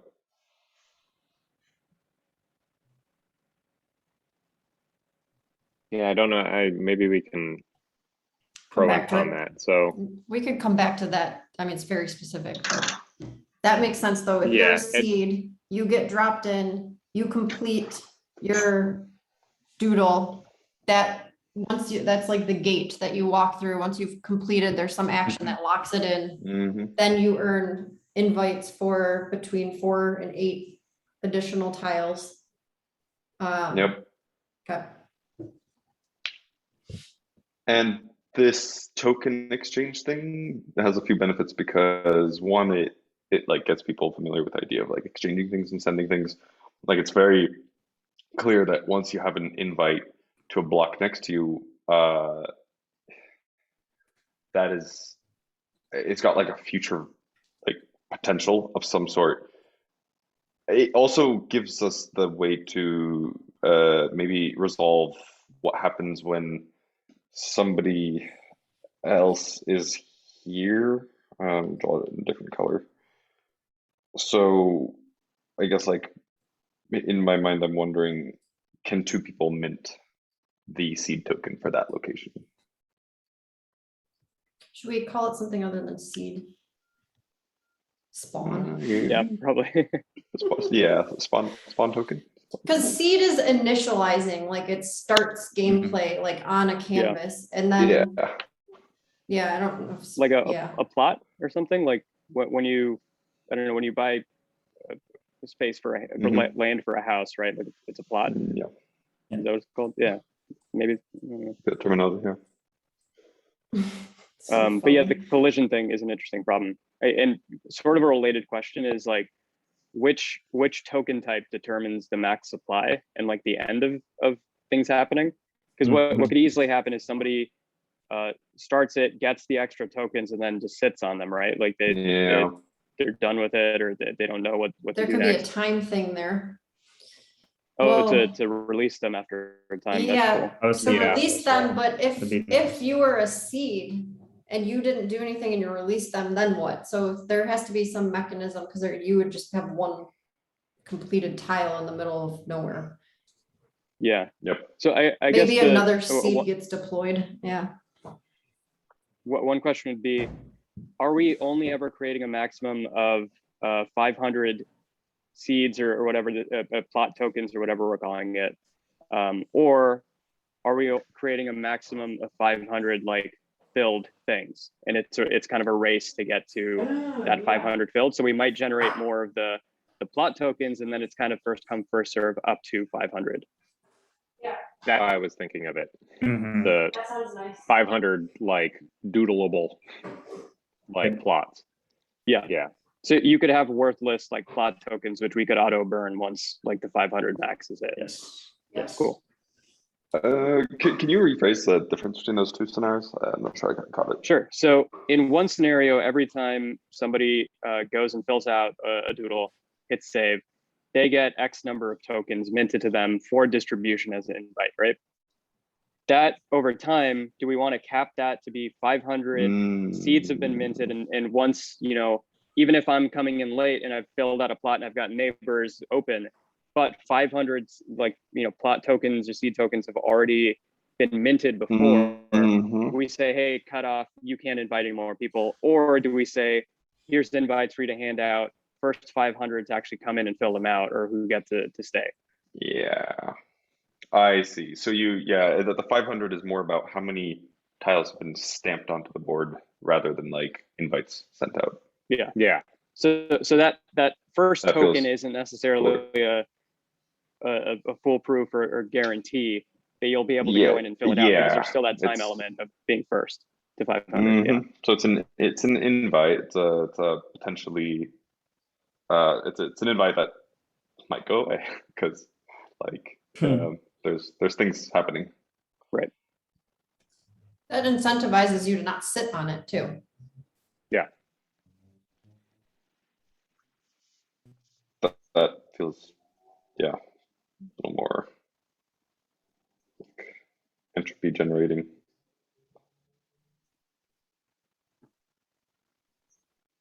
Okay, can we walk through it all again? I'm wondering if we could do that on a sheet like this, or even just scroll down and literally like walk through it in some sense. Sure. Yep. I don't know exactly what this will be like, but let's see. We can maybe scale it down for now and just say 2 by 2 is kind of our plots. Or I mean, I guess let's say it's still by 4 by 4, but we won't draw all of them. Great. We'll just draw like, and feel free to correct my very rough plots. Okay, that's 5. These plots are canvases. Sorry. These are canvases. Yeah. So we would have a few more here. I don't know if we really want to draw those in right now. And then we have, because we're going to cut this in half, we have, in some sense, like 8 seeds, let's say, 8 seed tokens. Just a scale model. These numbers aren't 100% on. And so let's say, like, the first seed token is going to go there. That's just because of the address of the person that used that seed invite. So they took a seed token and they sent it to us. Seed token, which is different from a plot token, and we got back an XY coordinate for that. So they plop it down, and then once they've drawn it, they get 4 plot token. But plot token is in a big pool. So now we have like 4 in here, but this total could go over 500. It's possible. Yeah. And then Do we need to note that the seed token has to be completed before the 4 PT get released? Yeah. So that maybe that's worth drawing in here as well. It's like, so really once they've actually filled that out. That's the locking component. Or saving, or planting, or whatever, something. What's disturbing. Nice about this, like I had made the note above about different sheet, stewardship versus ownership. There's something where after you've completed it, you no longer own it. Like you were just stewarding it so that you can invite more people. Like there's a felt sense of not being precious with like, it's mine, like you kind of release it a little bit. I think that's a good sort of habit for people to practice. I mean, release is not a bad verb there. Versus lock. It's a totally different. Yeah. I think the plot tokens and the seed tokens are going to be identical.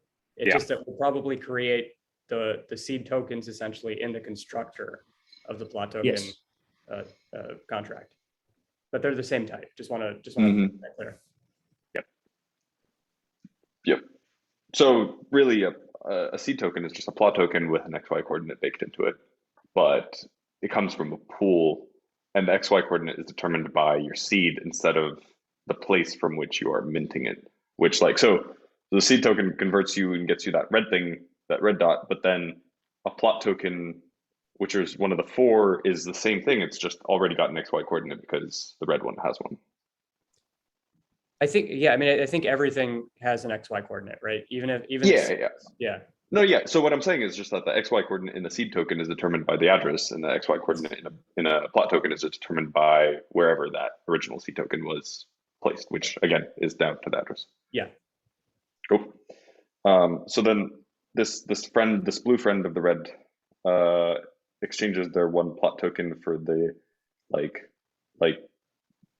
draw ability, whatever that's called, whatever that process is, whatever mode state they're in. But now they've got a brush and they're able to like draw, whatever sort of thing here. You put the coin in the machine and the machine lets you draw. And then when you release the machine, more coins are made so that other people can draw. I mean, I think we may use this like visualization because it's simplistic. Yeah. It's very, so just like this now, maybe not an arrow, but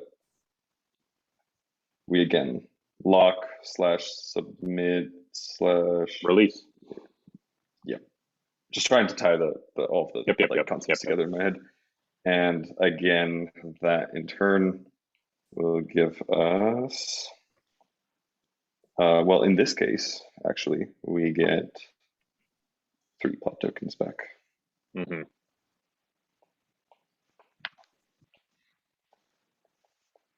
so on and so forth until the pool of total released slash drawn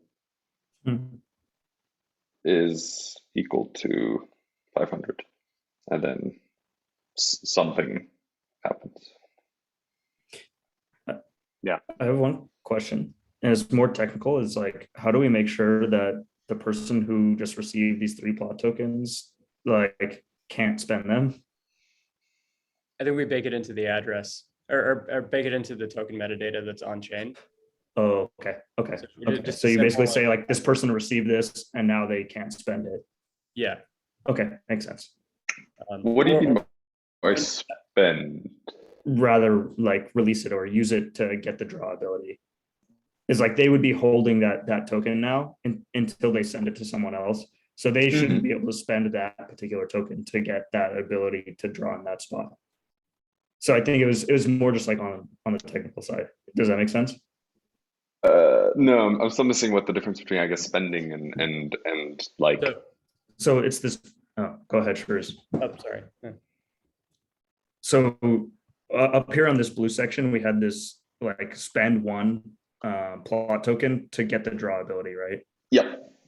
So now down at this orange point, we just have like, or I guess even beforehand, like we had 4 of these plot tokens that got sent to like, maybe, hold on, where's my thing?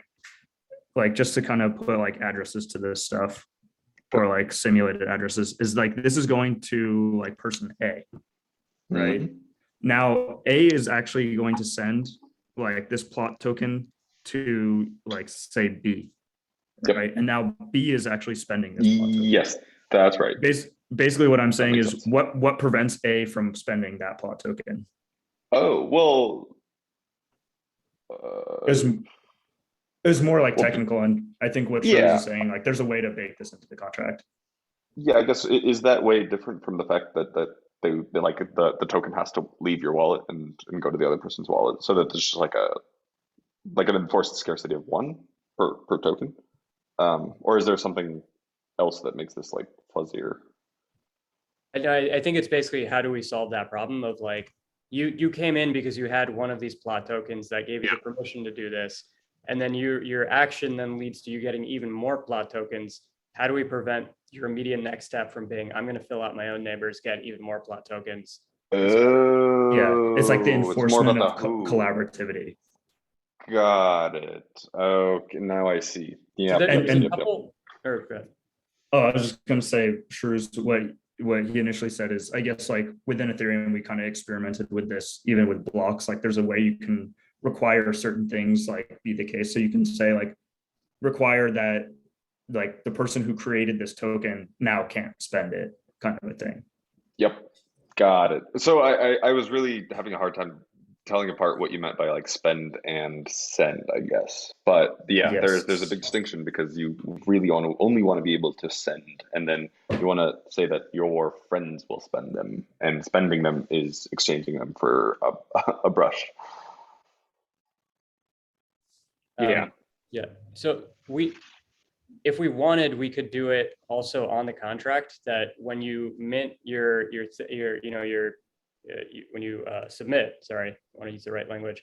When you submit, instead of releasing it to that user that has just submitted, we could say that the UI gives you inputs that say like, hey, pop into the addresses or full addresses. And then we'll mint them straight to those users so that you don't have to think about holding them. That's nice. That's very nice. But I guess at that point, it wouldn't necessarily be tied to the person that you put it in there. It would just be tied to not you. So if your friend wanted to send it to another friend for whatever reason, that's fine. It's the works. It's just as long as you are not exchanging it as the original like sender. So I think that plus a check on like a generic check on any time that somebody runs a submit function that says, I'm going to look at my neighbors, and if the neighbor is already filled and that was filled by the same address, reject it. So that one user cannot use it. Totally. This doesn't protect against multiple wallets, but it like makes it just frictionful enough that if you're playing by good faith, you're going to get pushed into the right sort of direction.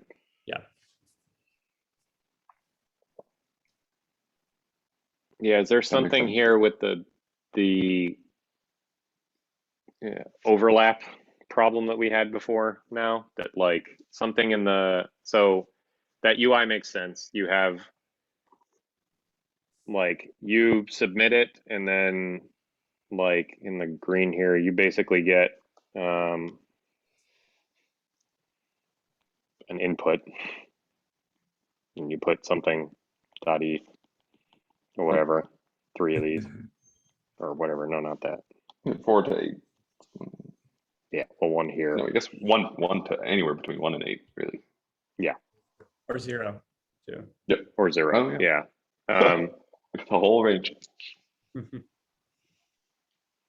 Yeah, so the edges are the invites, and then you need to populate them with somebody's address to send it out. Then they have the token in their wallet to be able to come and populate this one. Yep. And then, so if somebody else was coming from this direction and also sent out, like, we ran into that problem before. Like, Yeah. Do we allow for multiple plot tokens with the same XY coordinates to exist, or is it the first one that to generate that's who gets to invite that? So that means like you're Probably limited, first not to just gen. limited. Yeah. Yeah, you're not just limited by the edges that are currently available, but you're also limited by the edges that other people might have generated plot tokens for. Yeah. Yes. And But that's one based thing on completing the plots too, right? Yeah. Yeah, you only get these plot tokens to distribute once you submit your own plot. Yeah, and then, so then this is the, That's a decent mechanic because it's like, I feel like it helps you be present somehow. I don't know why. I kind of lost the felt sense of it. Because you can't really plan too far in advance. You have like, because if you were like, oh, we're gonna do all this stuff, and then you're like, well, we got to go fucking do it really quickly now so we can get all those different, like, yeah, we'll keep inviting each other. That seems like, I would think we don't want to incentivize too much of like try to take everything over as quickly as possible, but being mindful about like it doesn't need to be fast. yeah, and then we can put decay Burn in the that plot first. tokens where they get freed up. That feels like the thing I was kind of wondering about, which is almost a hybrid of both, which is like soft reservations almost. It's like a soft expiring invite, but if you're not fast enough, then it goes back into the pool of invitable. Is that necessary if we're doing first come, first serve to the 500 submissions? Because how do you then replenish that XY coordinate if it can expire over time? Like who gets to regenerate that? It could lead to a dead spot. Yeah. I guess like initially it could also lead to a dead spot either way. Like there could be a dead spot there just if someone doesn't decide to spend it, I suppose. But it's more of a permanent dead spot if those things or future development, you know, we can free those up again or something in a next round. So yeah, that might be a mechanic that like if the momentum on the build dies, then that's an edge. We can talk about that one. That might be a second order idea. Okay. Yeah, the UI makes sense on it. Like either we do it on the canvas or we have like a separate form that pops up and here's 3 slots and then, you know, send them out. And like there's some hoopla involved in good old the like modal. Yeah, honestly. Yeah, and then there's the fancier version when you're in canvas mode and then you get your adjacent blocks and you can put people in them and stuff like this. But yeah, the modal works fine for now. And then yeah, there's some event and then you're done for now. Like, and then you badger your friends to paint. So yeah, I think the whole invite thing is going to be interesting because at some point it's just going to be reaching out to random people like, hey, I have this seed thing for this thing. Good luck, like have fun. Yep. Okay, so should the distribution need to happen immediately, or can we allow for come back later, or fill out one to give away now and come back later and get the other two out. Because I'm also thinking like at some point I'm gonna run out of like friends that I can get out to. So I'll be like, who on Twitter wants to participate, and then I'll do an address. So you're kind of saying, let's say you have 3 you got. Maybe you can only just send, or you're saying should you have the ability to just send one out for now, let things kind of happen there, like find out, and then these 2 you're gonna kind of say, okay, like we've completed that whole side. I want to start a new chapter into this direction, and now I'm gonna blast it out to the public and like totally have like this crazy thing. Yeah, I think but that also that just makes generally thinking of the friction of like you have a model pull up and you're like, oh, I have to figure out 3 people right now. Could be a little overwhelming. Yeah, this is where the edges can determine the invite or whatever. And once you have a submitted canvas, the only action on that canvas other than looking at it is to be able to be like, well, I want this edge. That you have like a token that hasn't been assigned. And once you assign it, the edge is filled in and you can, there's the adjacent thing. Yeah. So that's really good visual feedback on the edges. Yeah. I'm just imagining a little hover state and it's like, oh, it's already reserved, but this one you can click on and do things with it. That's what I was trying to do here. That's the submit button. Yeah. That's a form or an input. Yeah. And that's a token.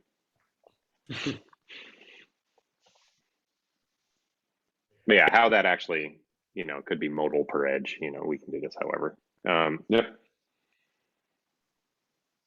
This all feels doable.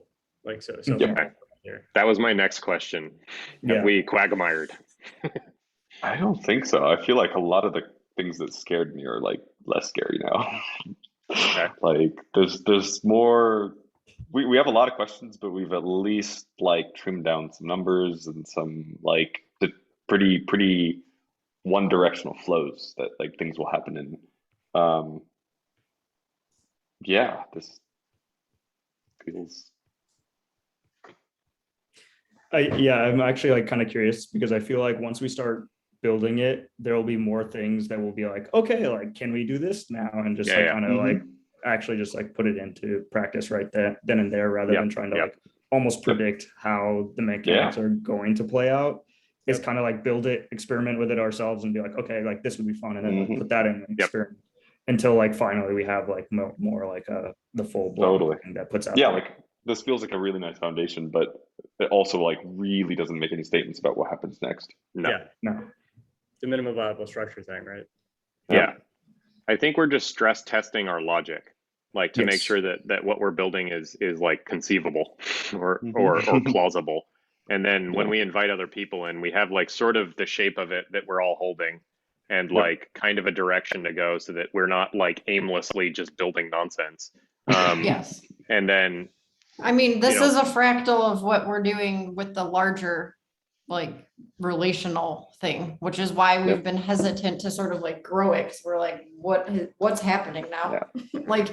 So this is if you don't have minimum viable structure and you're going out into the world, is it stable kind of thing? Stable enough. Yeah, I mean, the true test is if we get a group of people together and then we sort of pitch this, then they can glom onto it, and then we can like, oh yeah, it all makes sense. This piece fills in, then that piece fills in, and then we can start seeing if the logic adds up for real in some sort of simulation. A question that I don't know if it's taking us off track.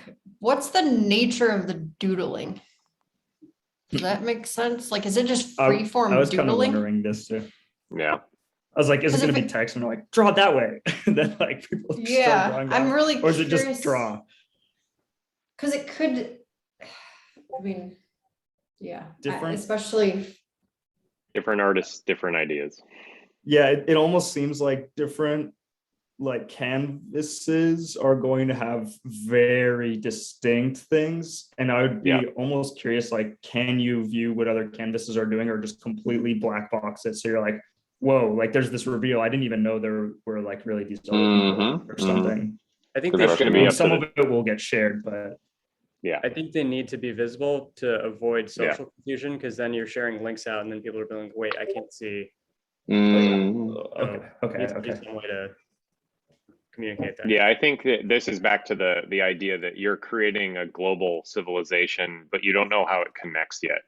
Yep. Yeah. So some people can, I mean, you could do coordination in a third party area, you know, whatever, like to start to move your like strategy. I don't know. There's something there, but yeah, I think seeing the world develop is nice. Like seeing what other people are doing, Yep. and then that can sort of push development as it builds out. Gain inspiration. Yeah. But yeah, like having different artists seed the thing or non-artists seed the thing, you're going to get different like results. So like I get a plot and I'm going to put all kinds of doodads and weird shit in there, and somebody else is going to do some just like somebody draw here because like I don't know what to do. It's going to be a web app, right? Yeah. Yep. Thinking about drawing with a mouse. Can you use it on your iPad? I'm getting into like, No, I'm no, just it's thinking, a good question. yeah, like, is it pixel art? Like, are we creating like, I don't know, this might be a whole other ball of wax. Yeah, this could be a good thing to research. Basically, we could all just like throw in a bunch of editors and little canvas things and see what feels most natural. Yeah, this is what Shahruz was pointing to with the research, because there's different drawing libraries and the pixel thing. We know that pixel art. Yeah. But yeah, I just wanted to like, I can't draw, like I'm terrible at it. So like, that's why I'm asking too. Yeah, if I were to doodle, I would like I did the tic-tac-toe thing in the other sheet. Like that's the kind of thing I would try to do, of just like improvise with other people through like simple shapes that I do know I can make to try and make the overall map more interesting. So I think like people having their own approach. The limitation or constraint on tool set will drive a lot of this. So like if you can, you know, have all of Procreate so that you can use like watercolor brushes is different than just like, you know, I keep coming back to, I like to just doodle in like effectively pen, but like the nature of the feel of the pen is what matters. Like there's a thing in Concept Pro where you're basically drawing out a noodle, and then there's a nudge thing where you can nudge that noodle into different shapes. So that gives you a tangibility to it. And then it has like, you know, so there's a bunch of things in the drawing things that give you like easing and like they smooth out the shapes for you so that you don't need to. So all of that gives the things character. And those are variables that, you know, So that's a whole, discussion on what those primitives are, or like how the actual doodle surface is. Like, I think that'll probably be best driven by whatever like canvas we're ripping off, because we're not building the damn thing. So, and that nifty ink thing, we know that one works. So I don't know how available all that stuff is though. It seems like I found the repo. I didn't dig too closely into it, but I think they just open sourced the whole thing. So it's. I mean, it feels nice to build on that potentially, since it's in the ecosystem, and you know, there's some, I don't know, some people knew about it. I don't know how popular it is or whatever it is, but yeah. What's it called? Nifty Ink. Nifty.ink. Oh yeah, you guys. It looks like the library under the hood is React Canvas Draw, as far as I can tell. Okay. Just like I looked at the library itself and like demo page versus this, and it's like virtually identical. Okay. It's good. So they based it off of something else. Cool. Yeah. Nifty.ink. You could see people's different drawing skills. I mean, it's a good way to look at what you're getting into. Yeah. Military sucks. Wow. On the 500 and like the countdown and mint stuff, tangent. Wonder if the first canvas to get to 500 triggers the 24-hour countdown for the entire universe. So I was everybody kind else of got a wondering rush, this and if too. they don't make it to 500, it's just locked. Yeah, that sounds fun. Yeah, this one I don't know how to gauge that. Like I guess it's demand. Because like if you have somebody who's like they're so fast, they're so coordinated, it just locks the world quickly. But yeah, I don't know. Maybe half of them. It could be a I think maybe floor and a ceiling value. Can you elaborate? Walk through that. Well, basically, after 500 was reached by one canvas, but 100 was reached by all canvases. I see. Got it. Yeah, that's good. Something like that. Yeah, like so that it privileges global, fill in, and doesn't privilege a local like runaway. Exactly. Got it. And then the countdown timer can be. Sorry.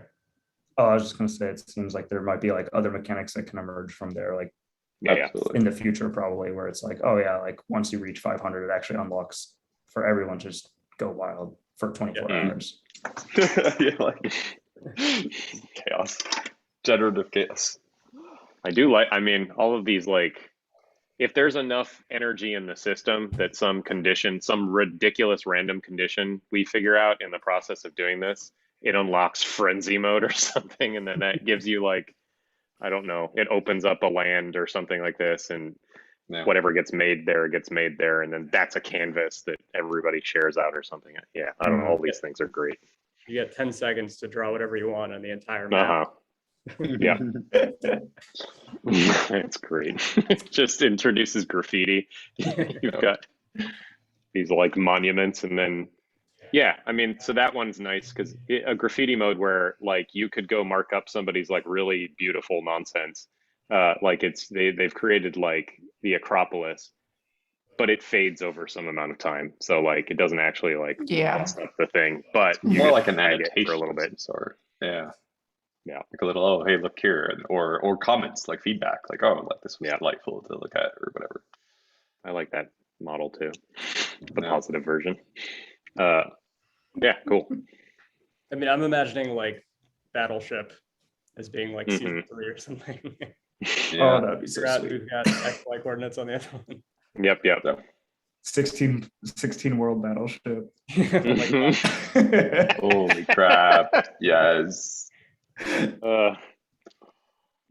Yeah, I don't know. Don't be precious with your art. That's what it's.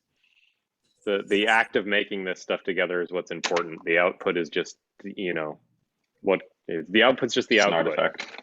Yeah. I mean, that's an interesting to zoom out on like seasonality and stuff, like to think about evolution of a world as kind of what determines the season. So like, you know, the first one is terraforming essentially.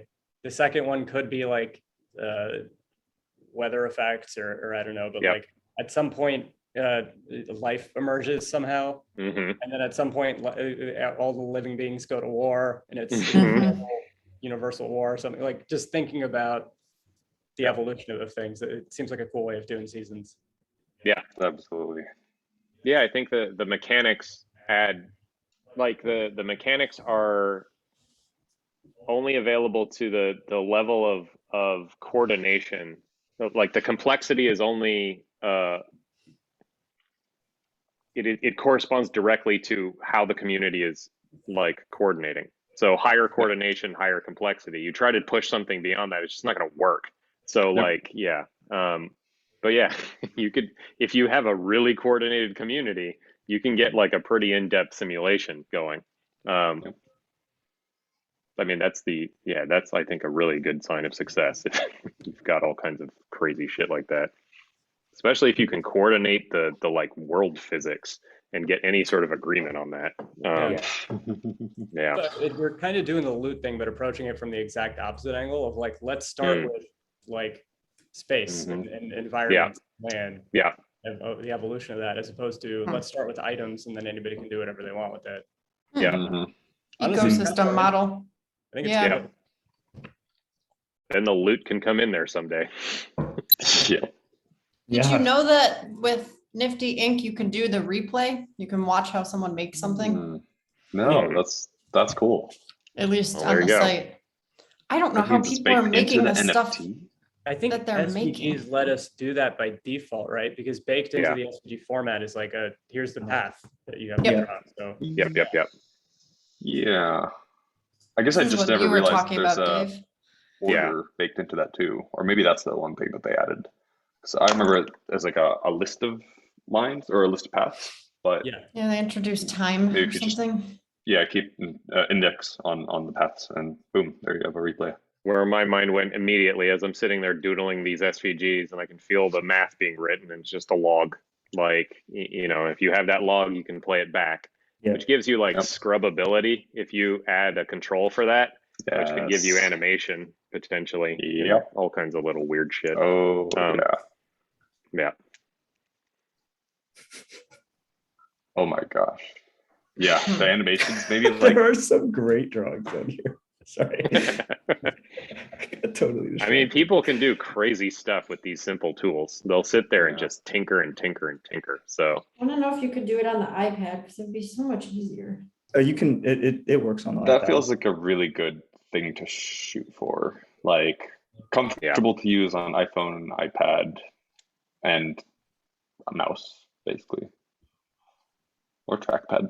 How good does that work in Safari? Like I don't doodle in at all, so I haven't used Safari for that kind of stuff. yeah, I think like probably Which Scribble Trying- Together and all these trying other right ones are now. using WebGL Hmm. to get like really like Figma uses WebGL, but it doesn't work on iPad at all. So I don't know.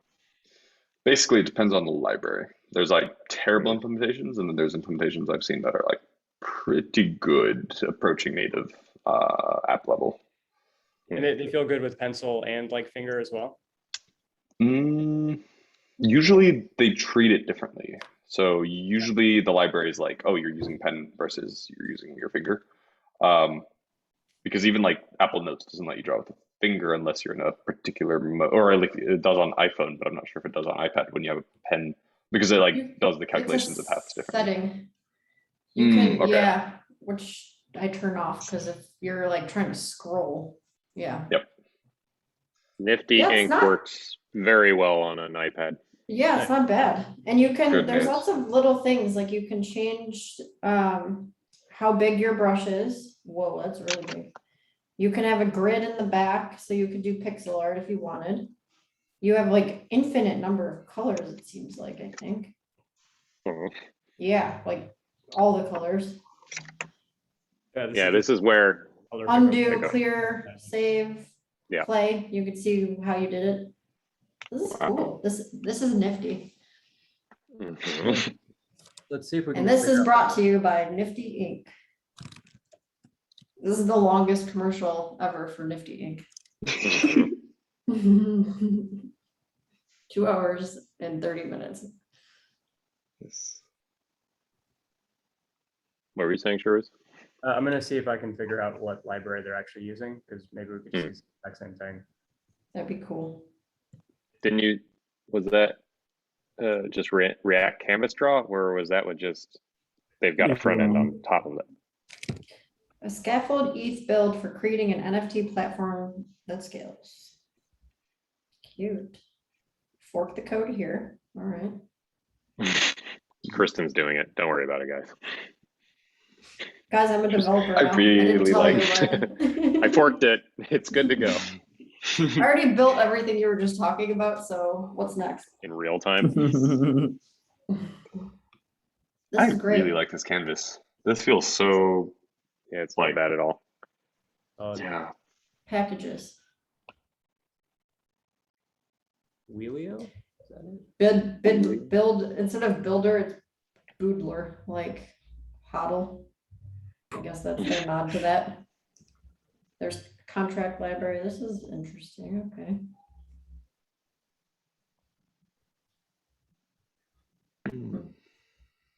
React app. It looks like this scaffolding is like almost something different. What is it? React app. Are all the answers to what you're looking for on GitHub? Just out of curiosity, is that like where the stuff would be? Not necessarily. I do see React Canvas Draw as one of the dependencies for the React app within packages. It looks like it's a mono repo. Schema, The actual- GraphQL, subgraph XDI, subgraph. All right. Yeah. So with that in mind, the actual drawing component is just off the shelf React component called React Canvas Draw. For our color picker, Yeah. we use React Color. Mm. Yeah, I'm posting a link in Discord. They haven't even like styled the component. No, It's I think they really- just No. grabbed it straight up. Yeah. Yep. That's great. That's what it looks What a like. cool thing. This is just open. They're like giving it to people. Mhm. Yeah. It's open source working well. I mean, this is why I figured we could do this because there's so Yeah. many of these things out there now. If we had to build it from scratch, we'd be totally screwed. No, it'd be not Yeah. doable. There's so much math Small in R&D there. lab. It's crazy. Yeah. Yeah. Out of curiosity, when you guys are on That's Nifty cool. Inc., before you connect to your wallet, what's the address that you see at the bottom? No, I haven't even connected to the wallet. It's got to be a burner. They've That's gotta what I'm assuming. Yeah, Yeah, I'm wondering if it's a they have that burner. flow baked in. Because it's Nice. different. I have it open on my computer and my iPad, and they're different. Cool. They're doing a thing with like GitHub does for your profile. They're assigning like some pixel art thing Hmm. to your picture. Oh, see, I mean, you can save it without even. Yep. Because it's all through the burner. Cool. Yeah, I that's pretty love cool. this little thing that you just sent, Shahruz, how it has like the little guiding, Oh yeah. whatever the heck that is. I don't like that makes it so much easier to see what you're doing. Oh, Um, wow. That is What is so- that called?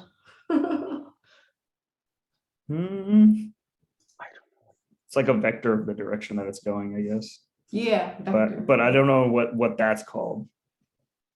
Is it? Yeah, it's weird. Why? The custom brush color thing is weird. It keeps changing Oh yeah, color. it changes. Yeah, If That's fun. it's like they're like randomizing it as you're drawing.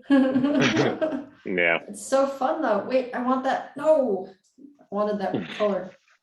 This is So interesting. is that only with the mouse that it does this? No, it'll do Probably. with the pen as well. Interesting. Background image. But I Whoa. think It that's works the pretty only- well. Or the tongue thing or whatever. Like I think that's probably only if you're using a mouse. Yeah. Oh, the thing. Because This language is kind of interesting. So on Nifty, after you mint something, which you can do without even logging in, to bridge it, they've got like upgrade and then the price. that's good. That's Yeah. interesting.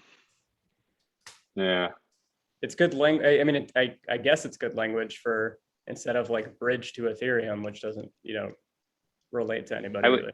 I would do that like press to Ethereum or something. I think that Mhm. there's language in here that like, or like, I mean, even mint to blockchain or something. Yeah. Like, or mint. Yeah. Yep. But yeah, that pattern's good. Like the idea that you've got the pre-press and then you can send it to a printer or, Yeah. definitely. Fun. yeah, there's some metaphor there. I think camera could use this too. Like we could use this and really, there's something we're going to stumble into with decent language. If we don't get there, somebody else will. For what? Sorry. I zoned Just out. that upgrade pattern, like where Oh, you have made a blockchain you did a thing. compatible artifact Yeah. with the idea that it can go on chain, and then there is a fee for doing this. So you need to push that, like the user needs to conceptualize that fee. So yeah, there's another process there where you have to connect to your wallet and pay it out or whatever. So The little dragging Lazy. mechanic seems to be called a lazy radius. A lazy radius. That's a nice thing. That thing. Yeah, Oops. and my couple minutes of playing around with it, the only thing I think that I'm noticing so far is that it definitely makes curves a little easier to do, at least Yeah. with a mouse, because it Yes. smooths a lot. Much easier. It's Yeah. very fun. I mean, this is where we could randomize the brushes per canvas and do kinds of stuff like this. So you get like completely different stylistic. Yeah. tooling, but I don't know how to. It feels like it would be nice to constrain everybody to like the same tooling, so that what's the word here? The field of play is like Yeah, level. that the style is similar across, because otherwise you're gonna Yep. get a whole mishmash, which is fine. It might be You kind of can- interesting, like leave it kind of hackable in a way too. Like people, Yeah. like it, like in the app, it kind of like constrains you. But if you kind of hack around or like understand what's going on, you can do something crazy. And then I people mean, will if be it's like, a- "What the heck happened there?" Like if you could You're like, I open will these show things you. up where people can make their own tools as long as it's a format that's writable, you know, like that would be Sure. great. Cause then you could tweak all this shit and then, Yeah. you know, draw however you want to work with like Yeah. tool makers so that you could have like calligraphy tools or whatever the hell. We're just, you know, we're pulling off we're trying to make it so that the initial canvases are fun to play with. So there's tools, but not overwhelming, right? Like I don't know if you limit the tool set so that like we are pushing for, yeah, I don't know. This is where we talk about this. If we just do one color or something like this, and then that, yeah, What if it was one color per canvas to represent some kind of like climate or? Yeah. Mm. Maybe like a range of colors in the same space, so you get a little bit of variety, like shades, but Yeah, themes so you of could- colors. Range. Yeah, like palettes is basically what we're talking about here. So like you have a wintry palette, you have like a some, you know, like a sort of greenish palette or whatever that gives you some sort of land kind of feel, whether or not that actually corresponds to anything that's being drawn. That, you know, we can think about yeah, there's something in here. Palettes are really easy. You can just lock them in. So Yeah. you That give makes them sense. 5 colors and that's all they can use, and there's like decent contrast, and then like, yeah, those are pretty, we can go pull those from places too. Like there's lots of palette sites that like we can just choose them and see what they feel like. That would make the overall thing more pleasant generally, but yeah, I don't know. I mean, yeah, I like this kind of stuff because then it breeds that kind of culture of like, oh, we're, Yeah. you know, the desert gang or whatever. Mhm. Yeah. Mm-hmm. This is like the seasonality kind of stuff and like shared, I mean, it's like a game within a game kind of thing. Yeah. It helps people, yeah, it's again like the giving constraints and like a framework so that people can decide how to use that, and then that breeds like some sort of in-group thing based on doing something Yeah. versus Mhm. owning something. I love so- Nifty Ink. It's all good. Good. You're gonna have an entire world based on it. I made that so Ooh, far. very nice. Wow. Emerald sort of thing. It's just, I keep making the same star thing, and then I'm like, well, if I can make it in a pixel like art way, that would be fun. Mhm. It's so ridiculous. I mean, the pixel art stuff, when it's like spot on, you just have to think about how long it took for someone to sit and make it just right. And I mean, I guess it depends on what tooling they have, but I know a With bunch of this? pixel artists. holy shit. 2 fingers does crazy stuff. Is that what it What, like says? what? Like they're Like like, it just lets you draw like lines all over the place. Like you could definitely create like Yeah, that is weird, like it just squared like lines. it just like spams the shit out of the screen. But if you do like a 1-2 tap, then it actually makes a really good line between those two Yeah, it points. does. Oh, That was the line writer trick too. People would Yeah. make perfect curves by just doing right click, which would set the initial point, and then usually you'd have to like freeform it. So, but the right click kind of locks the mouse position and Yeah. so then you'd go and do a left click on like, you know, where you wanted to draw the line to, and the browser would think like you just drew a perfect line manually. yep. Yeah. the line Yeah. thing is great. Okay, Yep. I'm sold. Let's do a doodle game. That sounds great. The canvas is available. Yeah. We could probably expose a line tool as well. It's probably not too hard with this thing, where you click and then click, or tap and then tap. Should tools be different per canvas potentially too, or like exclusive to some versus the other? I think that's where, yeah, I think that Maybe not. we have to figure out our primitives. We've got- Every canvas has its own website. They all start the same. yeah. Just let people hack features into it and Yeah. see what happens. There you go. There's so much You crazy. can have stuff. build world. Yeah. Bring in all the tool makers. Yeah, I don't know. I mean, we could, once we have an understanding of the like tool set availability and like how like programmable it is, I guess, how much work that actually is to fiddle with this thing. We could create a set of primitives or whatever, and then, you know, bake in different like tooling per canvas. And there's some subset of those that would create an interesting environment that still play. Like you could just have a world that's all lines. Yeah, I mean, it would work fine, and people will come up with ways to do that. You know, whether or not that's fun for people, I don't know. But we'd have to like sort of test those things. But I think just playing with it really quickly, we could come up with a set of primitives and see if that's worth doing or not. But I do think limitations on tooling is a good move somewhere. I don't know where though. Yeah, it does feel like tools, colors, like sequence of access to colors, sequence of access to tools. These are all just primitives that can be slotted into like various flows and all that. Yeah, it's just a grid. Everything else. I mean, I like the idea that like, I mean, this one we're not doing this round, but as you get closer to another land, your tooling changes to be equivalent. And so the styles can kind of merge based on available tooling. Yeah, that's wild. So you get a gradient in style as you get closer to your neighbors. Yeah. That one's fun.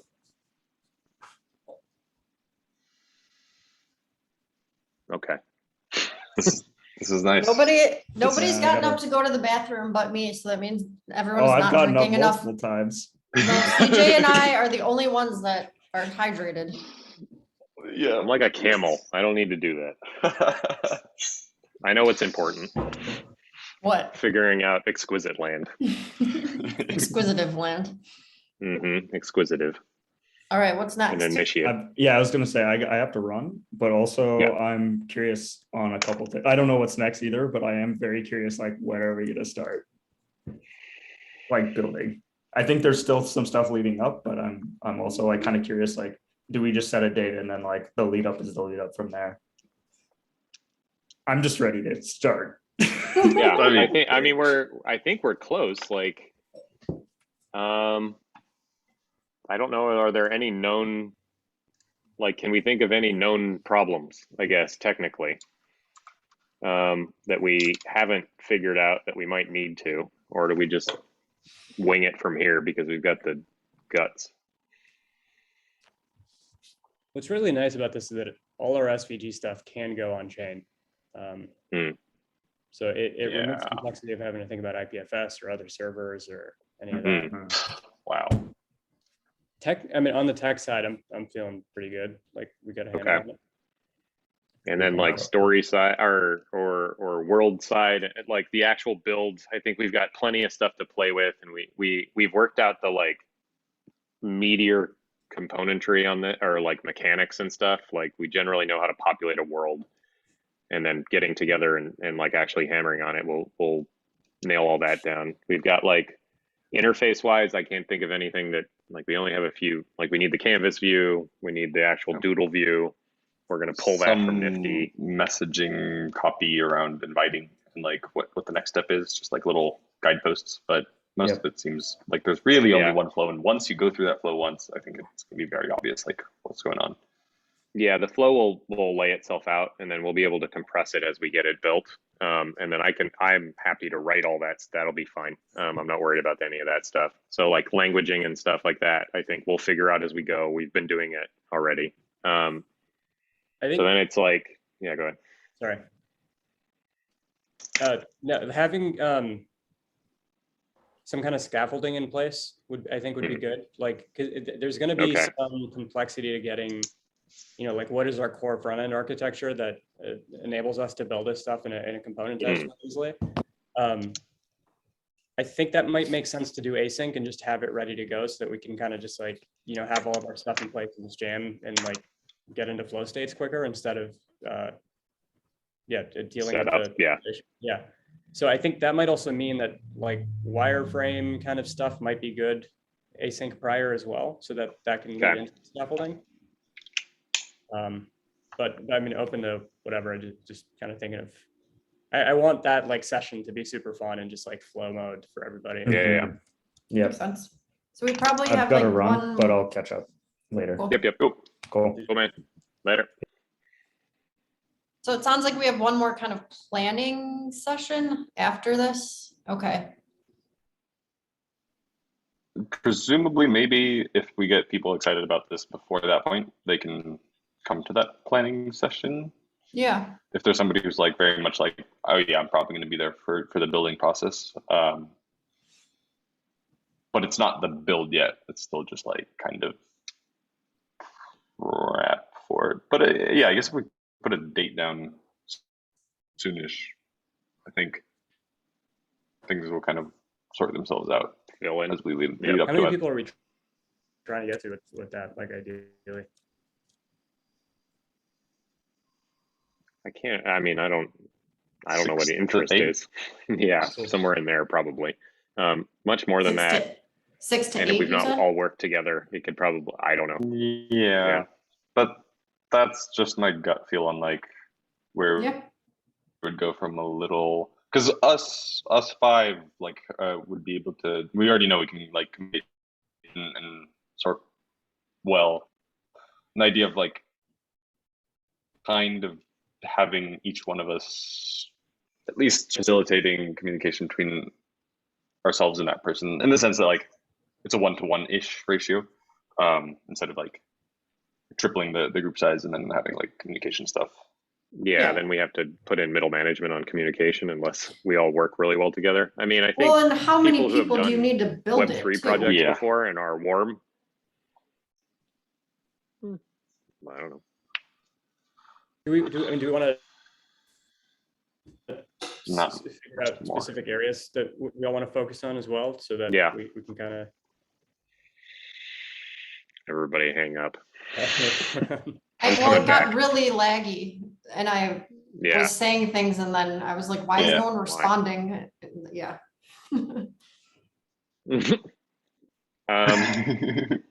Okay, so areas of Focus. yeah, I don't know how to think about this, I guess.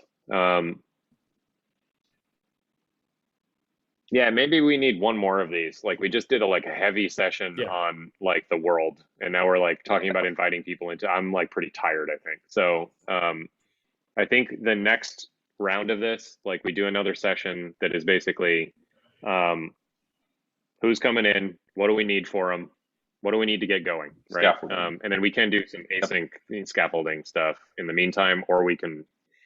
I don't know. I mean, because I can do wireframes on the interface, kinda, I guess, or just like sketches or something. But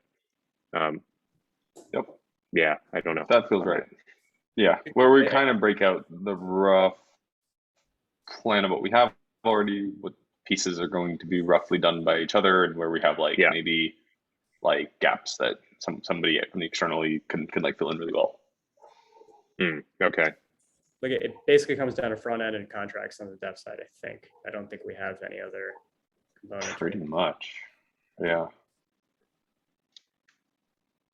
Yeah, if we've got somebody who can build UI better than I can, that'd be great. So I think Scott Potato is pretty good on that front. I mean, he's doing it for a living, so, and he seemed interested. So we can pass this by him and see if that's the case. You've worked with him, yeah, Shahruz? Vaguely around. We were riffing. Like I picked up a library and then he built something with it. Okay.